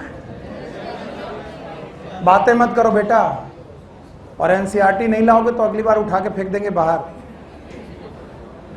और जो लोग भी मेरे नोट्स बना रहे हैं वो मरेंगे। यस, अक्सर टीचर कहता है जो मैं पढ़ाऊं वही बनाओ। मैं अकेला टीचर कहता हूं कि मेरे बातें मत लिखो, मैं जो बोल रहा हूं मत करो, केवल क्या पढ़ो? एनसीईआरटी। आपको एनसीईआरटी पढ़नी, उसमें मदद मेरी लग जाए तो अच्छा है, और जो मेरे नोट्स पढ़ेगा वो मरेगा। दोनों पढ़े, लेकिन पहले एनसीईआरटी। बताओ, मैं अपनी एडवर्टाइजमेंट निगेटिव कर रहा हूँ? यस, बिकॉज सिलेक्शन हमें तुम्हारा चाहिए। मैं कितना अच्छा पढ़ाता हूँ इस बात पे मेहनत नहीं करेगा। एनसीईआरटी में क्या लिखा है वही आने वाला है। ओके? और जब आप किसी का नोट आकाश पाताल पता नहीं कहाँ का लेकर के बैठते हो, तो हमें मालूम चल जाता कि तुम गए काम से। तुम्हें अब कोई नहीं बचा सकता। आओ, रेगुलेशन ऑफ ब्रीदिंग। बोलते हैं ब्रीदिंग के 2 मुख्य प्रोसेस हैं। One is known as inspiration और दूसरा एक्सपायरेशन। बातें चालू ना? और तुमको लग रहा है कि तुम बहुत अच्छा कर रहे हो। सांस लेना और सांस छोड़ना। कैविटी याद है? Thoracic cavity. अभी देख ले, चेक कर ले, ये वाली बोन, ये चेस्ट बोन है, वर्टिब्री है, रिब्स है, नीचे नेक है। अगर थोरैसिक कैविटी का वॉल्यूम, प्रेशर, बाहर प्रेशर, तो उच्च वायु दाब से निम्न वायु दाब। इंस्पायरेशन के इंस्पायरेशन के लिए थोरैसिक कैविटी का वॉल्यूम बढ़ाना पड़ेगा। इसके लिए इंटरकॉस्टल मसल है, एक्सटर्नल इंटरकॉस्टल मसल। और कौन है? डायाफ्राम। याद है? ये इतना तुम बोल देते हो, तुम्हारा सर को जीवन मिल जाता। ये बोन का नाम, ये क्या ये वर्टिब्री है? ये डायाफ्राम। और यहां पर रिब्स हैं। मैं ऐसे ही बनाता हूं तुम्हें याद रहने के लिए। बताओ, एक्सटर्नल इंटरकॉस्टल है, और एक्सटर्नल इंटरकॉस्टल मसल जब भी खींचेंगी तो पसलियां बाहर और ऊपर। तो बताओ, जिस समय पर रेस्पायरेशन होगा, इंस्पायरेशन, उस समय सबको मालूम है डायाफ्राम कॉन्ट्रैक्ट होगा, ऊपर जाएगा कि नीचे? और जब ये कॉन्ट्रैक्ट होंगे तो बताओ, स्टर्नम बाहर आएगी। देखो भाई, इट इज बाहर और ऊपर। तो वॉल्यूम घटा कि बढ़ गया? बढ़ गया। तो इंस्पायरेशन के लिए कितनी मसल चाहिए? 2। एक कौन? डायाफ्राम, और एक एक्सटर्नल इंटरकॉस्टल मसल। अब बुक ने 2 बार लिखा तो 2 बार पढ़ाना पड़ा, लेकिन बोलते हैं इन दोनों मसल को कॉन्ट्रैक्ट कौन कराएगा? इंस्पायरेशन कौन कराएगा? बोलते हैं इंस्पायरेशन करने के लिए वी हैव द ब्रेन।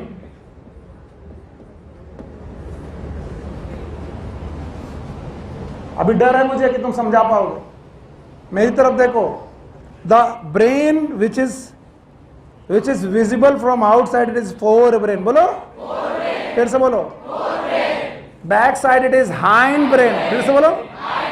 और बीच में तो हम लोग मिड ब्रेन बाहर से देख नहीं सकते क्योंकि हाइंड ब्रेन और फोर ब्रेन के बीच में दबा हुआ डब्बा है मिड ब्रेन. तो ब्रेन में भी हाइंड ब्रेन की बात करेंगे आप.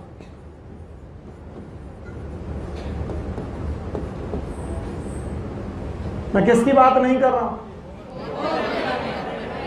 फोर ब्रेन और मिड ब्रेन की बात नहीं कर रहा हूं. किसकी? Hindbrain. और हाइंड ब्रेन में दो हेमिस्फीयर है. These are known as cerebellum, cerebrum. They are known as cerebellum. Sorry, मेरी जो भी डायग्राम है इसके लिए मैं माफी मांगता हूं, लेकिन आपको ऐसे ही याद रखना पड़ेगा. सेरिबेलम.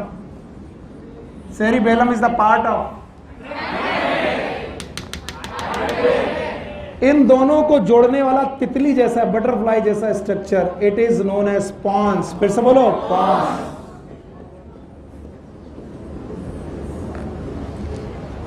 और पॉन्स जब नीचे चलेगा it will form medulla oblongata. फिर से बोलो, मेडुला ऑब्लोंगेटा. और यही मेडुला ऑब्लोंगेटा जब फोरामेन ऑफ मैग्नम के बाहर निकलेगा तो वो नेक के बाहर निकलेगा, नेक के बाहर निकलेगा और वर्टिब्रल कॉलम में घुसेगा था. And then it is known as spinal cord. फिर से बोलो, स्पाइनल कॉर्ड. मेरे साथ आओ. Fore brain, mid brain, hind brain. Hind brain में सेरिबेलम, पॉन्स, ऊपर वाला पॉन्स, नीचे मेडुला और नीचे स्पाइनल कॉर्ड. तो मुझे स्पाइनल कॉर्ड से मतलब नहीं है, इसे हटा दो. अब बताओ कितने पार्ट? ऊपर, बीच में सेरिबेलम, नीचे मेडुला. याद रहेगा? बोलते हैं रेस्पायरेशन के लिए there are some respiratory centre, और these respiratory centre are present in brain nuclei. Brain में प्रेजेंट है और वो भी ब्रेन की नर्व में प्रेजेंट है. And that's why breathing is a neural control, nervous control. यानी ब्रीदिंग को हम लोग नर्व के द्वारा कंट्रोल कर सकते हैं. इसका मतलब हम इंस्पायरेशन, सांस लेना और सांस छोड़ना किससे कंट्रोल कर सकते हैं? नर्व्स. और बोलते हैं जो न्यूरल कंट्रोल हैं इनके लिए नर्व्स निकलती हैं from medulla oblongata and from pons. तो बोलते हैं कि रेस्पायरेशन के लिए there are two centre, one in another one is pons. Pons में पाया जाने वाला respiratory centre it is pneumotaxic. फिर से बोलो, P for pons, P for pneumotaxic respiratory centre. और मेडुला ऑब्लोंगेटा में it is known as rhythm centre. Respiratory rhythm centre पूरा नाम है respiratory rhythm centre.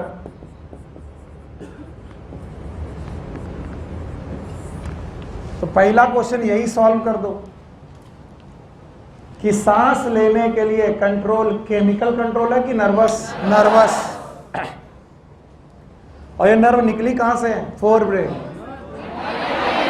Mid brain और हाइंड ब्रेन में कितने पार्ट? तीन. दो नहीं, एक कौन? Cerebellum, pons, medulla.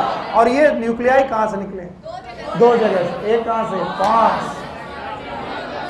और सुन लो, यहां से नर्व निकली है बाकायदा, नर्व.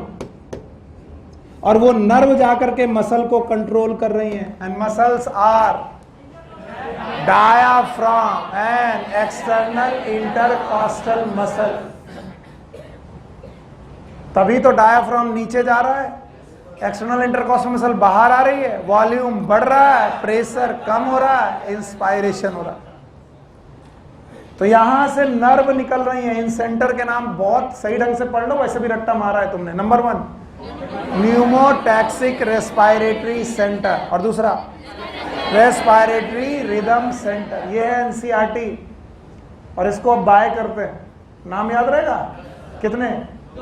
एक कौन? न्यूमोटैक्सिक, दूसरा रेस्पायरेटरी। जब समझ में आना तब लिख लिया, जब समझ में आए तभी लिखना अब, और ना समझ में आए तो मत लिखना। लेट सपोज मैंने ये एक लाइन बनाई है और मैं ये मानता हूं कि इसके ऊपर है पॉन्स। सबको मालूम है पॉन्स नीचे के ऊपर, ऊपर अभी अभी बनाया था, पॉन्स ऊपर बनाया था, और नीचे बनाया मेडुला ऑब्लोंगेटा। फिर से बोलो, मेडुला। ये सब ब्रेन के पार्ट है, फोर ब्रेन, मिड ब्रेन की हैंड ब्रेन, हैंड ब्रेन। अब लिखना नहीं है, ध्यान से समझना है। बोलते हैं कि मेडुला ऑब्लोंगेटा में डॉर्सल साइड में, किधर बेटा? डॉर्सल। जस्ट सी दिस, एक पाइप लीजिए बेटा, सुबह से वो पाइप उठाओ।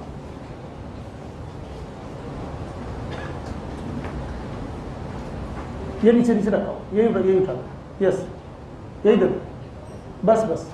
Late suppose it is a medulla oblongata, it is a medulla oblongata. See, अब ये मेडुला ऑब्लोंगेटा मैं अपनी एनाटॉमिकल पोजीशन से हटा रहा हूं। दिस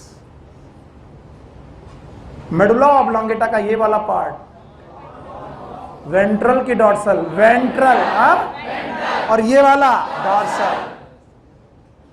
अगर मेडुला ऑब्लोंगेटा को तुम देखो तो सामने वाला, पीछे वाला डॉर्सल। तो मेडुला ऑब्लोंगेटा के डॉर्सल साइड में, कहां पर?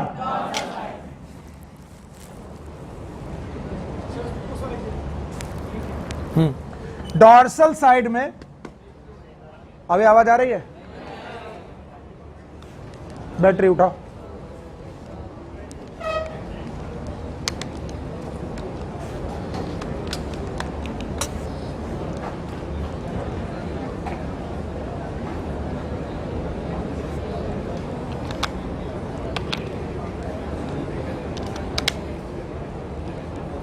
ओके, आवाज आ रही है?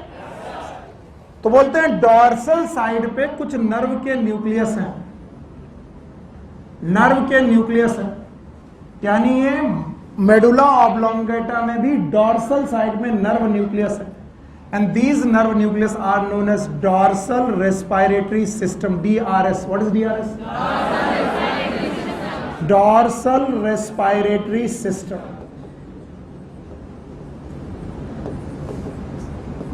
और इन डॉर्सल रेस्पायरेटरी सिस्टम से निकली हैं नर्व्स जो दो जगह जा रही हैं। एक जा रही है ये डायाफ्राम, बोलो कहां? डायाफ्राम। दूसरा तुमको बता देना चाहिए, दे इंटरनल के external, external intercostal muscle.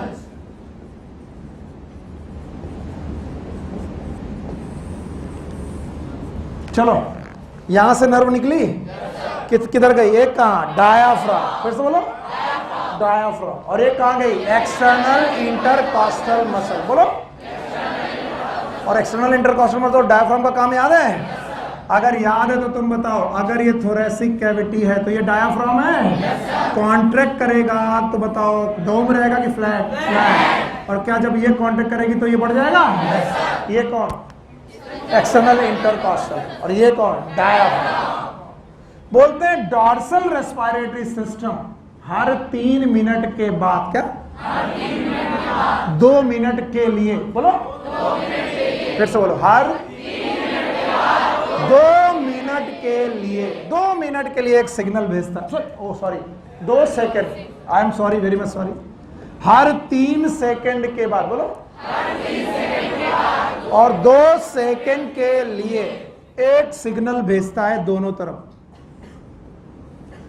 Diaphragm को भी भेजता है और एक्सटर्नल इंटरकॉस्टल मसल को भी सिग्नल भेजता है। कितने सेकंड के लिए? 2 सेकंड। और जितने ही सेकंड के लिए भेजता है उतने सेकंड तक डायाफ्राम क्या करता है? कॉन्ट्रैक्ट।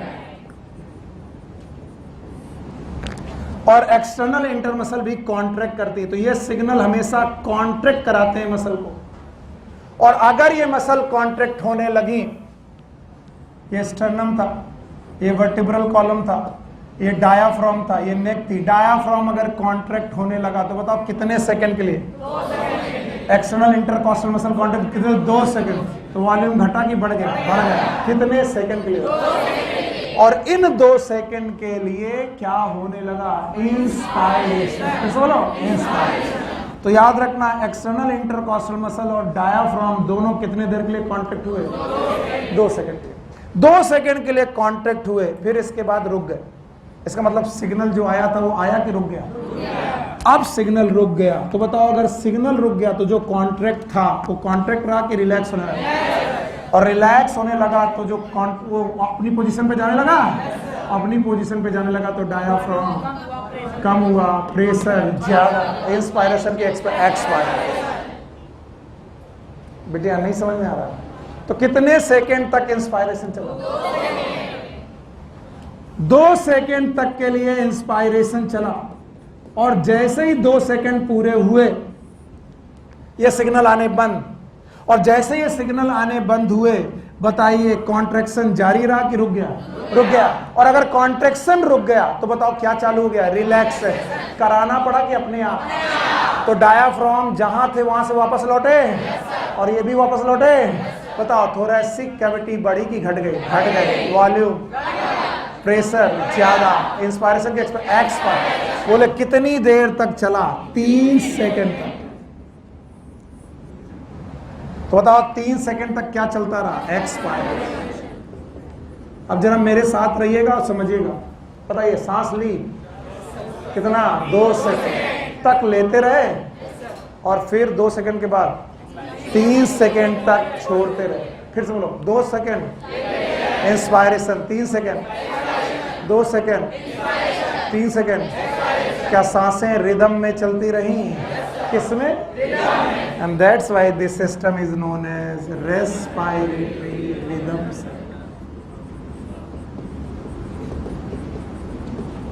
इसलिए आपको पता भी नहीं चलता, और आप सांसों को लय में लेते रहते हैं, रिदम में लेते रहते हैं। और एक बार सांस आना और एक बार सांस जाना, टोटल कितना सेकंड? 5। हाँ, और 5 सेकंड, इसका मतलब 5 सेकंड में एक बार, तो 60 सेकंड में 12 बार। नहीं है? और इसीलिए आप सांस कितनी बार लेते हो? 12 से 16 टाइम पर मिनट। ये कोई रट्टा मारने की चीज थोड़ी ना। तो जब आप चुपचाप बैठे हो, उस चुपचाप समय पर भी एक बंदा चुपचाप रिदम में काम कर रहा है, वो कौन है? DRS। फिर से बोलो, what is DRS? Dorsal respiratory system, also known as respiratory rhythm centre. कितने सेकंड के लिए इंस्पायरेशन भेजता है और कितने सेकंड के लिए एक्सपायरेशन? 3 सेकंड के लिए एक्सपायरेशन, और ये चलता रहता है। और भाइयों बहनों, it is normal quite breathing. बोलो कैसी? नॉर्मल। चुपचाप सांस लेते रहो, नॉर्मल क्वाइट ब्रीदिंग। किसी को, बगल वाले को पता भी ना चल पाए कि तुम सांस ले रहे। It is normal quite breathing, किसी को पता भी नहीं चल पा रहा। और कौन काम कर रहा? DRS। फिर से बोलो, DRS। और यही आपकी 24 घंटे में 99% टाइम तक यही काम करता है। लेकिन कभी कुत्ते ने दौड़ाया? दौड़ाया है? कभी अनुलोम विलोम किया है? हाँ, ये क्या है?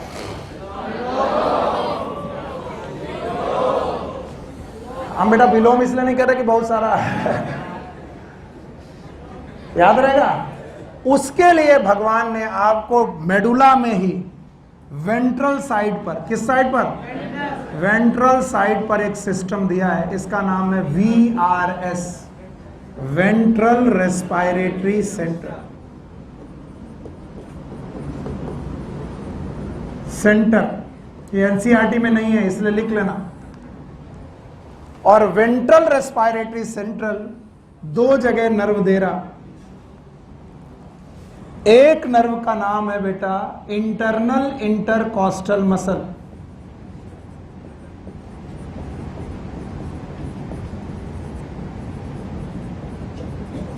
और एक का नाम है एब्डोमिनल मसल। और जिन लोगों ने पीछे पढ़ा नहीं है ना मेरे से, उनके लिए आफत हो गई। बताओ इस सिस्टम का नाम वेंट्रल रेस्पायरेटरी सिस्टम। ये कभी कभी काम आएगा जब आप फोर्सफुल करेंगे इंस्पायरेशन और फोर्सफुल एक्सपायरेशन। वीआरएस एक नर्व भेजता है डीआरएस को। ना समझो तो ना समझो और मरो।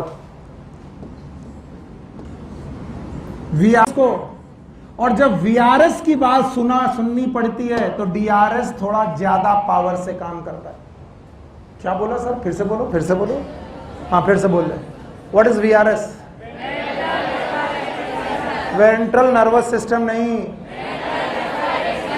Ventral respiratory system. किसको मैसेज भेज रहा? हाँ, डीआरएस। और ये डीआरएस को भेजे गए सिग्नल हमेशा इंस्पायरेटरी हैं। कैसे हैं? इंस्पायरेटरी। क्योंकि डीआरएस को केवल इंस्पायरेशन करना ही आता है। सर ये नहीं पता चला, फिर से बोलो। और इसीलिए कह रहे हैं 1 सेकंड के लिए मेरा साथ मत छोड़ना। पहले डीआरएस को पढ़ो तभी आएगा। डीआरएस को क्या करना नहीं आता? एक्सपायरेशन। क्या करना आता है? वो केवल किसे बोलता है? External intercostal. और कि तुम क्या करो? कॉन्ट्रैक्ट। क्या करो? तो दोनों को कॉन्ट्रैक्ट करता है। कितने सेकंड के लिए? 2 सेकंड। तो बताओ डीआरएस अगर ऑर्डर देता है तो कॉन्ट्रैक्शन के ऑर्डर देता है कि रिलैक्शन के? कॉन्ट्रैक्शन के। अगर कॉन्ट्रैक्शन का ऑर्डर गया तो क्या होगा? इंस्पायरेशन। और ऑर्डर आना बंद तो क्या हुआ? तो डीआरएस क्या नहीं करवाता? क्या करवाता है? इसलिए इंस्पायरेशन इज एक्टिव और एक्सपायरेशन इज पैसिव। मैंने इसीलिए बोला था एक्सपायरेशन के लिए कोई मसल नहीं। नींद आ रही गुरु? अब कैसे कह दो कि हाँ आ रही?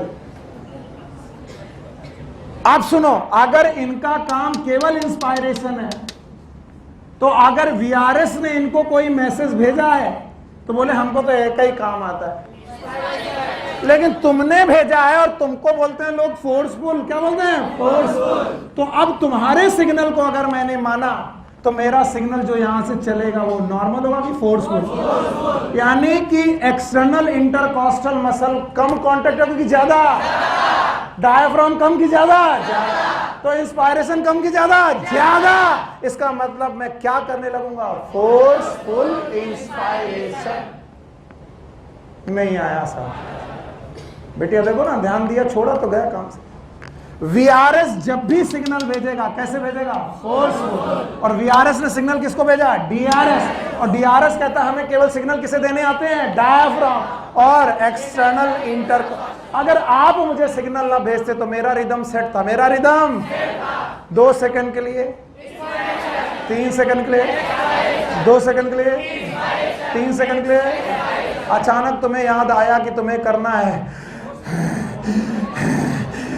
Please don't mimic.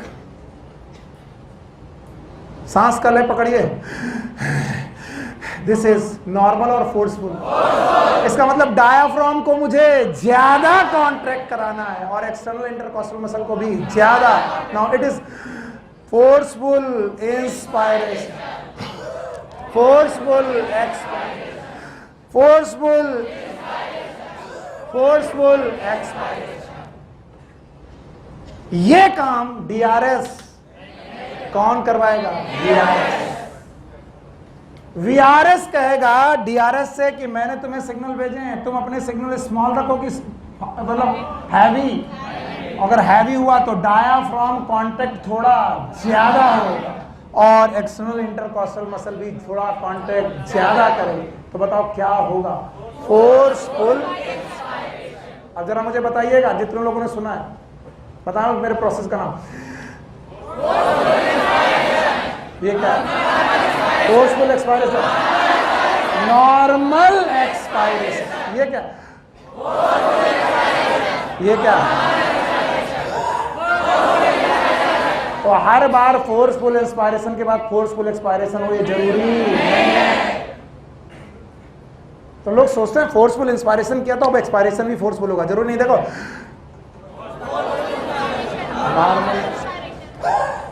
फोर्सफुल,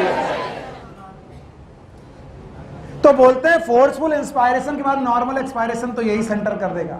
लेकिन अगर मुझे क्या कराना हो, फोर्सफुल एक्सपायरेशन, फोर्सफुल एक्सपायरेशन कराना हो तो मुझे डीआरएस की मदद नहीं लेनी, खुद वीआरएस की से भेजेगा, इंटरनल इंटरकॉस्टल मसल और एब्डोमिनल। तो बताओ एब्डोमिनल मसल पुश करेगी, डायाफ्राम कम जाएगा, ऊपर की ज्यादा ज्यादा, और इंटरनल इंटरकॉस्टल मसल कांटेक्ट करेंगी, थोरैसिक कैविटी कोलैप्स होगी, कोलैप्स होगी तो वॉल्यूम और कम, प्रेशर और ज्यादा, और एक्सपायरेशन और ज्यादा। तो बताओ कौन है जो एक्सपायरेटरी सिग्नल भेजता है? वीआरएस।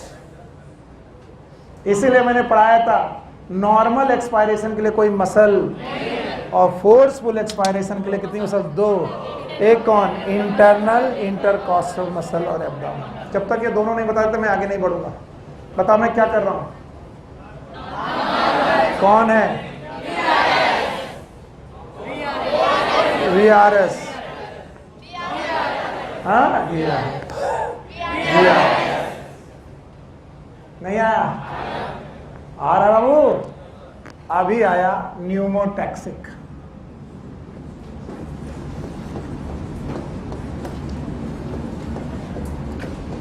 बिना चैप्टर खत्म किए छोड़ूंगा नहीं मैं, और इसलिए जिसको भी रुक जाना हो कहीं पर भी मुझसे बोलेगा नहीं, चुपचाप बैग उठाएगा निकल जाएगा। एंड द न्यूमोटैक्सिक नाम से ही मतलब है टैक्सिक। टैक्सिक का मतलब होता है फास्ट।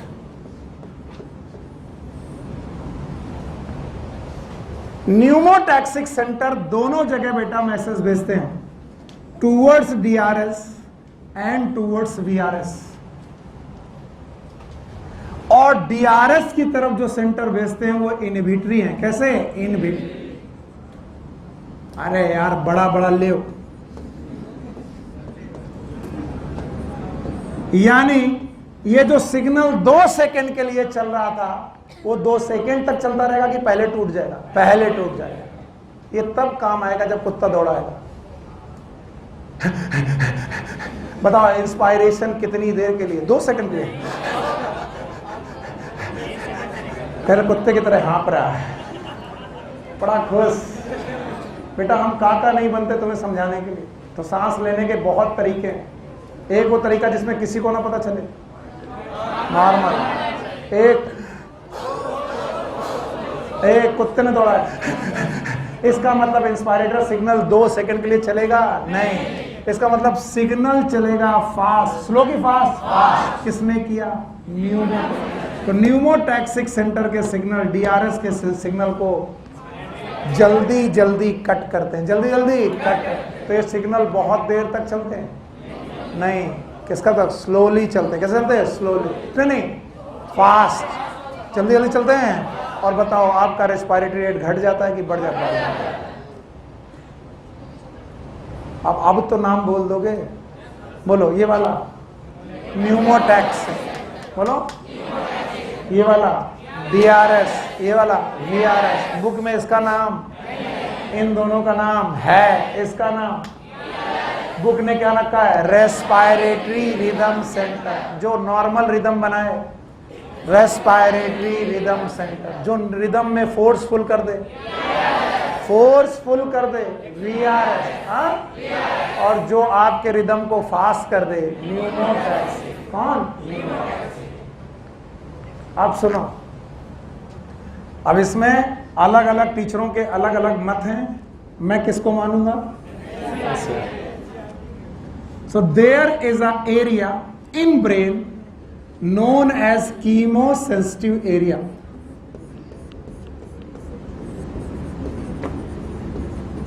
मैं एनसीईआरटी की लॉ करके चल रहा हूं। कुछ लोग इस एरिया को पॉन्स में लिखते हैं, मैं फिर से बोल दे रहा हूं, ऑनलाइन वाले बच्चे भी सुन लें।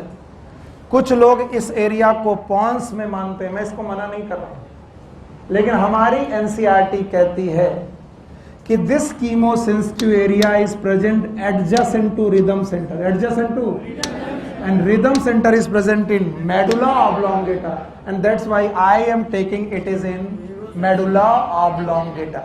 नहीं आया ना? तुमने सुना ही नहीं, बताओ. It is, बोलो कीमोसेंसिटिव एरिया. फिर से बोलो, फिर से बोलो. Present adjacent to respiratory rhythm center, and hence it is present in medulla oblongata, and that's why I am taking it is into medulla oblongata. There are some teacher, और real है वो, गलत नहीं है, पुरानी किताबें बोलती हैं कि इस कीमोसेंसिटिव एरिया का कुछ पार्ट कहाँ होता है, पास, पर हमारी एनसीईआरटी क्या बोलती है, they are present adjacent to rhythm centre, and that's why I am taking it in medulla oblongata. और बोलते हैं ये कीमोसेंसिटिव एरिया भी कहाँ है, फोरब्रेन की हिंड, हाइंड ब्रेन. और ये हाइंड ब्रेन का कीमोसेंसिटिव एरिया ब्लड को देखता है. किसको देखता है, ब्लड को.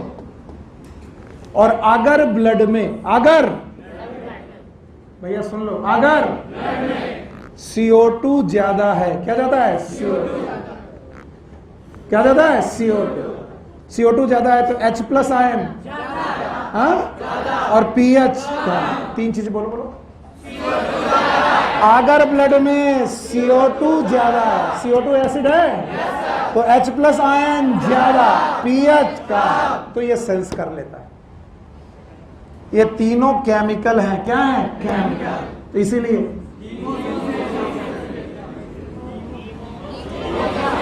कौन सा एरिया, तो ब्रेन कहता है कि हे ब्लड तुम कहां से आ रहे हो, बोले हम तो ब्लड हैं हमारे हार्ट से.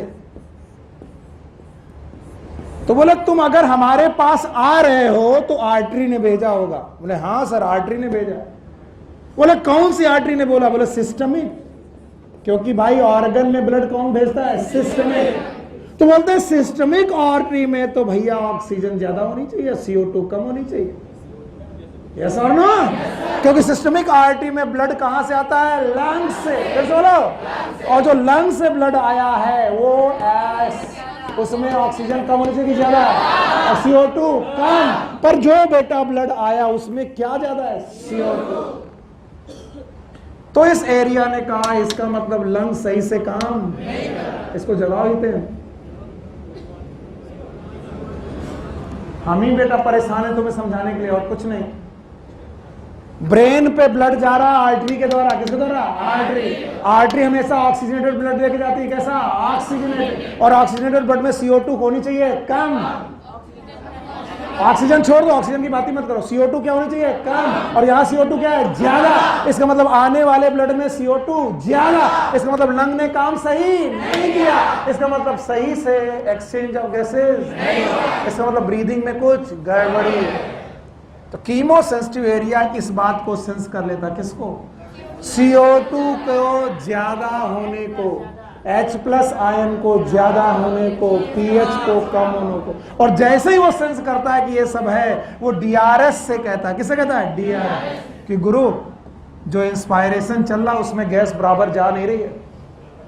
तो फिर DRS कहता फिर क्या करें, तो कहता कुछ नेसेसरी एडजस्टमेंट करो. कहता करते हैं, बोलो सिग्नल भेजो स्ट्रॉन्ग, कैसे, एंड डीप, एंड डीप. देखो व्हाट इट इज, सिग्नल कैसे है, स्ट्रॉन्ग. इंस्पायरेशन काफी देर के लिए और ज्यादा देर के लिए.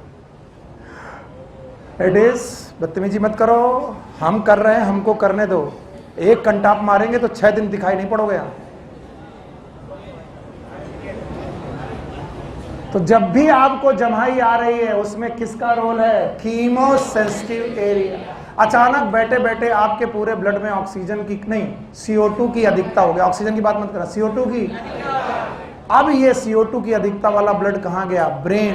ब्रेन ने कहा ये तो गड़बड़ हो रहा, बच्चे को CO2 ज्यादा मिल रही है, इससे कहो कि O2 ज्यादा ले. तो O2 कैसे ज्यादा ले, इंस्पायरेशन बढ़ा दे. क्या बढ़ा दे, इंस्पायर. तो किसने बोला, कीमोसेंसिटिव एरिया. किससे बोला, DRS, कि भैया आप इंस्पायरेशन के सिग्नल कैसे करो, डीप एंड स्ट्रॉन्ग. अब देखना यहां पर भी सिग्नल थे, इसने जो सिग्नल भेजे थे वो फास्ट भेजे थे, इसने भेजे थे डीप। तो बताओ, अब बताओ सारे सिस्टम जोड़ के बताना, बताओ ये कौन है? नॉर्मल, नॉर्मल हो गया। अच्छा VRS न्यूमोटेक्स। मजाक लग रहा बिटिया, ये सब ना करें तो तुम्हें कभी ना आ पाएगा किस सेंटर का क्या काम है। तो कीमो सेंसिटिव एरिया किससे डिटेक्ट करता है? ऑक्सीजन को कि CO2 को? CO2। और किसको? H+ को। और किसको? pH। क्या ज्यादा? क्या ज्यादा? H+। क्या कम? pH। कौन एक्टिव? कहां पर है? मेडुला ऑब्लिंग। कुछ बुक लिखती हैं न्यूमोटेक्स, कौन से भी है, पर बेटा हमारी NCERT क्या लिखती है? Near the DRS। और बताओ ये किसको डिटेक्ट करेगा? अब बताओ, ब्रेन तो ब्रेन है, आंख भी ब्रेन है क्या? आंख क्या है? रिसेप्टर। जीभ क्या है? नोज क्या है? स्किन क्या है? और रिसेप्टर भी रिसीव करके कहां पहुंचाते हैं? ब्रेन। या तो ब्रेन खुद डिटेक्ट कर ले या तो receptor. Yes, there are some receptor which present in heart. इधर देखो, ये रहा हार्ट, हार्ट से निकली एओर्टा। बोलो क्या निकली? एओर्टा। और एओर्टा में कैसा ब्लड? डीऑक्सीजनेट की ऑक्सीजनेट है। आगे निकली कैरोटिड आर्टरी। बोलो कौन? Carotid. The artery which grows to the brain, they are known as carotid artery. An artery which curve, it is aorta. फिर से बोलो, एओर्टा। और इन एओर्टा के आर्क में, आर्क ऑफ एओर्टा, पूरी एओर्टा की आर्क ऑफ, आर्क ऑफ, और कैरोटिड आर्टरी के बाइफरिकेशन में, कैरोटिड की लेफ्ट एंड राइट बाइफरिकेशन में देयर आर कीमो रिसेप्टर। बेटा 10 बच्चों में 7 बच्चे कीमो सेंसिटिव और कीमो रिसेप्टर एक ही मानते हैं। दोनों एक ही? एक कहां है? एक कहां है? हार्ट। हार्ट में भी कहां? Aortic art. फिर से बोलो, और कौन सी आर्टरी? Carotid artery. फिर से बोलो, कैरोटिड। और ये भी वही डिटेक्ट करते हैं जो कीमो सेंसिटिव एरिया डिटेक्ट करता है। क्या डिटेक्ट करते हैं? बोलो, ये भी क्या डिटेक्ट कर सकते हैं? CO2 ज्यादा, H+ आयन ज्यादा, pH कम। तो बोलते हैं बताओ रेस्पायरेशन में ऑक्सीजन का कोई रोल है कि नहीं है? नहीं है। किसका रोल है? CO2 और pH और H+। खाली नाम ले लो तो मेरा काम बन जाएगा। बोलो, पहला DRS, दूसरा, तीसरा कीमोटैक्सिक, चौथा न्यूमोटैक्सिक, बाद कीमो सेंसिटिव, और फिर कीमो। और ये कीमो रिसेप्टर भी मैसेज DRS को ही भेजते हैं, कीमो सेंसिटिव को नहीं, DRS, ताकि नेसेसरी एडजस्टमेंट किए जा सके। हमें तो लग रहा किसी को नहीं आया। आया? चलो आया तो एक बार फिर से बताओ। पहला DRS, दूसरा कौन फोर्सफुल, कौन नॉर्मल, कौन फास्ट, कौन deep and strong, chemo sensitive, और कौन हार्ट से मैसेज लेके जाएगा, कीमो रेस्पॉन्स। एक भी लाइन अगर आपको ना आए तो रोक देना मुझे। रेगुलेशन ऑफ रेस्पायरेशन पढ़ो, पढ़ रहा हूं मैं। Human being have a significant ability to maintain and the moderate the respiratory rhythm to suit the demand of the body tissue. This is done by the neural system, a specialized center present in medulla region of the brain called as respiratory rhythm center. बच्चों हम लोगों ने इसके किस नाम से जाना है? DRS. What is DRS? Dorsal respiratory. Primarily responsible for this regulation. Another center present in the pons region of the brain called as pneumotaxic center. And this center ये क्या करेगा? This center can moderate the function of the respiratory rhythm center. Neural signal from this center, किस center से? Pneumotaxic, neural signal from this centre can reduce the duration of inspiration, thereby alter the respiratory rate. कैसा? Slow की fast? Fast. पहले normal तो आए, normal कितने second के लिए? 2। कितने देर रुक गया? इंस्पायरेशन, एक्सपायरेशन, इंस्पायरेशन, एक्सपायरेशन, तभी कौन आया? न्यूमोटैक्सिक। इसने सिग्नल को बड़ा किया कि छोटा? जो सिग्नल को कम किया तो रेट बढ़ गया। स्लो की फास्ट? फास्ट। आगे, a chemosensitive area is situated adjacent to rhythm centre. इस वजह से मैंने लिखा कीमोसेंसिटिव कहाँ है? Adjacent to rhythm. तो रिदम कहाँ था? Medulla oblongata. इसी वजह से मुझे कीमोसेंसिटिव कहाँ माना पड़ा? Medulla oblongata. अगर कोई बोले कि ये पॉन्स में होता, तुम्हारे सर ने पढ़ाया, तो बोलो ठीक है, उनको नहीं आता। ठीक है, कहते उनको नहीं आता, यही बोलना। क्योंकि यस, वो सर गलत नहीं है, पुरानी किताबों में लिखा हो सकता है, लेकिन एनसीईआरटी क्या लिखता है? Adjacent to rhythm. ओके, आगे चल रहे। And which is highly sensitive to CO2 and hydrogen ion. किसके लिए? CO2 and hydrogen. 3 बातें बताई मैंने। CO2 ज्यादा, H+ ज्यादा, pH come. Increase in these substance can activate this center, which in turn can signal the rhythm center to make necessary adjustment। याद है necessary adjustment? कैसा? strong and deep। जमाई आ रही है? yes। भूल गए बेटा। कीमोसेंसिटिव एरिया ने देखा कि CO2 बढ़ गई है, H+ ज्यादा, pH कम, तो उसने कहा क्या? सिग्नल बड़ा करो। बड़ा किया? इंस्पायरेशन थोड़ी देर के लिए कि ज्यादा? ज्यादा। In the respiratory process by which these substances can eliminated, receptor associated with aortic arc, याद है? Aortic arc and carotid artery also can recognize change in CO2 and H+। तो कीमोसेंसिटिव और कीमो रिसेप्टर एक ही बात। कौन है brain में? कौन है पेरीफेरी में? Chemoreceptor. And send necessary signal to the rhythm centre. और आखिरी लाइन सबको अंडरलाइन करनी है, आखिरी। The role of oxygen in the regulation of respiratory rhythm is quite insignificant। तो बताओ किसका रोल ज्यादा है? CO2 का, pH का, H+। और मैं क्वेश्चन बताऊं, which of the following stimulus will control your respiratory signals? O2 का कम हो जाना, CO2 का ज्यादा हो जाना, both none। CO2 को ज्यादा। किसी ने भी both कहा, मार पड़ेगी। सर एक ही बात तो है, O2 का कम हो जाना, CO2 का बढ़ जाना। क्योंकि O2 को ये लोग देखते ही नहीं। किसको देखते हैं? CO2। मैंने कौन सा एक्स्ट्रा पढ़ाया? VRS। मेरे साथ बोलोगे? पहला DRS, VRS, कीमोसेंसिटिव।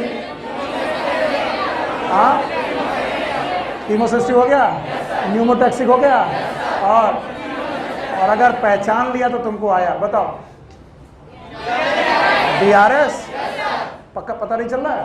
अच्छा, हाँ हो गया। अच्छा बताओ, न्यूमोटैक्सिक पक्का? सर आप ऐसे सांस लेते हो कसम से कुत्ते लगते हो। Last, disorders.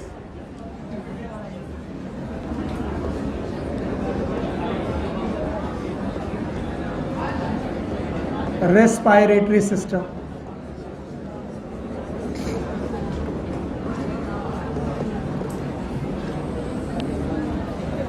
यस, पहला डिसऑर्डर है अस्थमा। पहले से अस्थमा बोलते थे, आजकल अंग्रेज लोग इसे एज़मा बोलते हैं। क्या बोलते हैं? एज़मा। पर हम बदस्तूर इसे दमा बोलते आए हैं, दमा बोलते रहेंगे। सांस की बीमारी ये भी बोलते आए हैं।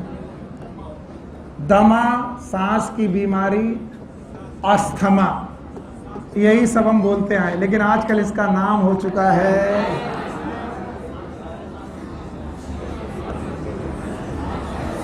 अंग्रेजों को अगर स्टाइल मारनी, इट्स एज़मा। एज़मा नहीं, अस्थमा। ये एक एलर्जिक डिसीज है। जब आपको एलर्जी होगी तब ये डिसीज होगी। एलर्जी के दौरान मास्ट सेल बेटा एक्टिवेट हो जाते हैं। मास्ट सेल से हिस्टामिन निकलता है। क्या निकलता है? हिस्टामिन। इसके अलावा सेरोटोनिन निकलता है। क्या निकलता है? सेरोटोनिन। यही हिस्टामिन और सेरोटोनिन आपकी ट्रैकिया और ब्रोंकाई को कॉन्स्ट्रिक्ट करते हैं। ये ब्लड वेसल है कि बेटा ये ब्लड वेसल नहीं है, क्या है? ट्रैकिया और ब्रोंकाई। तो ट्रैकिया और ब्रोंकाई का डायमीटर कम होने लगता है, और डायमीटर कम होने लगता है तो बंदे को लगता है कि जैसे एयर पैसेज चोक हो रहा। चोक होने की वजह से उसे लगता है सांस लेने में तकलीफ हो रही है। तो सांस लेने का तरीका, प्लीज हंसिएगा मत, क्यों? क्योंकि तुम्हारा ट्रैकिया क्या कर रहा है? Choke. Just because choking of trachea is known as bronchoconstriction, bronchi का कॉन्स्ट्रिक्शन।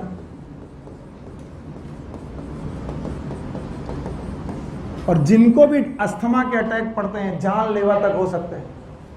और इस तरीके की सांस का आना, शान, इस तरीके की सांस का चलना एक स्पेशल आवाज पैदा करता है। It is known as wheezing. Wheezing. और तुमको हर एक चीज बतानी चाहिए कि ऐसा क्यों हुआ। क्यों हुआ? क्योंकि trachea, bronchi, secondary bronchi, primary और सेकेंडरी ब्रोंकाई क्या हो गए? कॉन्स्ट्रिक्ट। और जो कॉन्स्ट्रिक्ट हो गए तो एयर आने और एयर जाने में अवरोध उत्पन्न हुआ। अवरोध का मतलब रेजिस्टेंस। बोलो क्या? रेजिस्टेंस। तो सांस लेने में क्या बढ़ गया? रेजिस्ट। और रेजिस्टेंस बढ़ा तो एयर टकराने लगी, और एयर टकराने की वजह से आवाज आई, नाम है व्हीजिंग। और इसीलिए इनहेलर लेना पड़ता है। और जैसे ही इनहेलर लिया वैसे ब्रोंको डायलेशन हो जाएगा। क्या हो जाएगा? Bronchodilation. आपकी जो ब्रोंकाई है वो डायलेट हो जाएंगी और एयर आना जाना आराम से हो जाएगा। बीमारी का नाम? किसी बैक्टीरिया से, वायरस से, किससे होती है? एलर्जी। इसीलिए जिस भी चीज की एलर्जी है उससे बचना चाहिए। हो सकता है इस क्लास में बैठे हुए कुछ बच्चों को अस्थमिक अटैक कभी ना कभी पड़े हों, और हो सकता है ना भी पड़े हों, लेकिन याद रखना ज्यादातर शहरों में रहने वाले लोगों को अस्थमा अटैक के चांसेस ज्यादा, क्योंकि उनमें एलर्जिक रिएक्शन की चांसेस ज्यादा। और ये इतना पेनफुल होता है भाई साहब कि आप देख नहीं सकते। इसलिए जब भी कहीं कोई ऐसा मिले, एड्रेनालिन, क्या? ब्रोंको डायलेशन के लिए याद रहे, या फिर रेस्पिरेटरी में अस्थालीन, नाम सुने हो? ऐसी गोलियां खिला देना या फिर उसको इनहेलर दे देना ताकि उसकी ब्रोंको डायलेशन होने लगे। अस्थालीन अस्थमा की बहुत प्रॉपर दवा है। अस्थालीन, ऐसा नहीं कि देख रहे ये का हो रहा, ये का हो रहा, लगता है मर जाएगा। अरे मर नहीं जाएगा, दौड़ के जाओ, अस्थालीन गोली लाओ, अस्थमा के लिए खिला दो। डेरीफाइलिन की गोलियां हैं, ये अक्सर आपको ट्रेन में चलते हुए किसी को हो सकता है, बस में चलते हुए किसी को होता है। तो ज्यादातर लोगों को मालूम नहीं होता करना क्या है। क्या करना है? तुरंत अस्थालीन या डेरीफाइलिन या फिर कोई भी स्टेरॉइड, कोई भी स्टेरॉइड दुनिया में बहुत है, बेटनीसॉल, डेकाड्रान, डेक्सोना, बेटनीनॉल, कोई भी स्टेरॉइड, भैया उसे बोलो कोई भी स्टेरॉइड दो। स्टेरॉइड देते ही ब्रोंको डायलेशन। ओके, ये किसी भी देख सकते हो, हटा दे रहे हैं। परमानेंट नहीं होता, जब एलर्जी होगी तब होगा। अगर तुम्हें पॉलन से एलर्जी है, पार्थीनियम नाम सुने हो? कैरेट ग्रास, तो जब इसके पॉलन ग्रेन बनेंगे, पॉलन ग्रेन हमेशा बनेंगे, तो एक मौसम में पॉलन ग्रेन बनेंगे और इस पॉलन ग्रेन के मौसम में तुम बाहर निकले, एलर्जी चालू। इसलिए कुछ लोग फूलों से के पास जा नहीं पाते, फूलों के पास गए, पॉलन अंदर गए और उनको खांसी चालू, एंड दैट खांसी is nothing, it is asthma. हटा दें, चलो। और अगली बीमारी शाम तुम्हारे लिए, एम्फाइसेमा।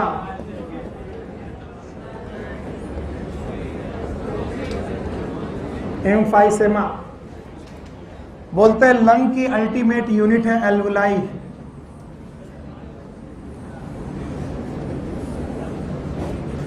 और बोलते हैं एल्वुलाई बॉडी में लंग्स में जितनी ज्यादा सरफेस एरिया उतनी ज्यादा। तो आपकी लंग का सरफेस एरिया जितना ज्यादा, एक्सचेंज ऑफ गैसेस उतना अच्छा, और एक्सचेंज ऑफ गैसेस जितना अच्छा आपका स्वास्थ्य उतना अच्छा। तो हर बच्चे को भगवान ने खूब सारी एल्वुलाई दे करके भेजी हैं, लेकिन कुछ सांड जैसे बच्चे हैं जो यहां पर आते ही ये करने लगते हैं, बोलो क्या, सिगरेट स्मोकिंग। और जैसे ही सिगरेट स्मोकिंग करते हैं एल्वुलाई की बीच वाली वॉल रप्चर होने लगती है। रप्चर होने की वजह से इनका सरफेस एरिया बढ़ता है कि घट जाता है? सरफेस एरिया घट जाने से एक्सचेंज ऑफ गैसेस बिगड़ जाते हैं, एंड दैट बीमारी इज नोन एज एम्फाइसेमा। याद रखना, एक एंजाइम की कमी की वजह से भी ये हो सकती है, अल्फा 1 एंटीट्रिप्सिन, और ये भी एनसीईआरटी में है in the biotechnology, application of the biotechnology, alpha 1 antitrypsin enzyme. Antitrypsin वैसे ये बीमारी किसकी वजह से होती है? पर मान लो किसी दुधमुहे बच्चे को आई तो ये मत बोलना इसका एम्फाइसेमा हो गया, इसने सिगरेट स्मोकिंग चालू कर दी, नहीं, वो जेनेटिकली लेकर के भी पैदा हो सकता है ड्यू टू दिस एंजाइम। बोलो अल्फा 1 एंटीट्रिप्सिन, अल्फा 1। अरे ये भी सब लिखा हुआ है एनसीईआरटी में, ये भी कोई बाहर की चीज नहीं है। बायोटेक्नोलॉजी चैप्टर जब मैं पढ़ाऊंगा, व्हाट इज बीटी, बायोटेक्नोलॉजी, क्या कह रहा? हाँ?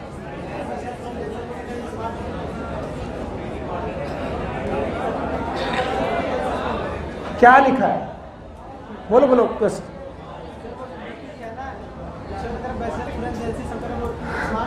अच्छा हाँ, biotechnology. And last but not the least, अरे प्रिंस 5 मिनट और रुक जाते हैं, हो सकता है कि कुछ समझी में आ जाए। बस 2 मिनट ज्यादा नहीं लेंगे तुम्हारा। Last topic, it is known as occupational respiratory disorder. ये रेस्पिरेटरी डिसऑर्डर तब होते हैं जब आपका जॉब खराब हो। ऑक्यूपेशन मतलब जॉब, नौकरी। तो जो बीमारी आपको नौकरी से मिले, आप करने गए, नौकरी लेके आए बीमारी, it is known as occupational respiratory disorder. जैसे आप अगर किसी स्टोन इंडस्ट्री में हैं जहां स्टोन क्रशिंग चल रही है, या फिर आप सीमेंट इंडस्ट्री में हैं, या फिर आप रोड साइड में बेटा सड़कें बना रहे हैं, आपको याद रहेगा जितने लोग भी हैं बेटा, क्यों जाने दो, जाने दो। स्टोन इंडस्ट्री, सीमेंट इंडस्ट्री, या फिर अपने किसान पिताजी को देखो जो भूसे में है, भूसा सुना हो? ग्रेन्स। तो जिस समय ग्रेन की थ्रेसिंग हो रही है, थ्रेसर चलता है, तब छोटे छोटे पार्टिकल निकलते हैं 2.5 मिलीमीटर माइक्रोमीटर से कम के, they are known as suspended particle. फिर से बोलो। और ये सस्पेंडेड पार्टिकल्स आपके लंग्स में चले जाते हैं। कहाँ जाते हैं? लंग्स।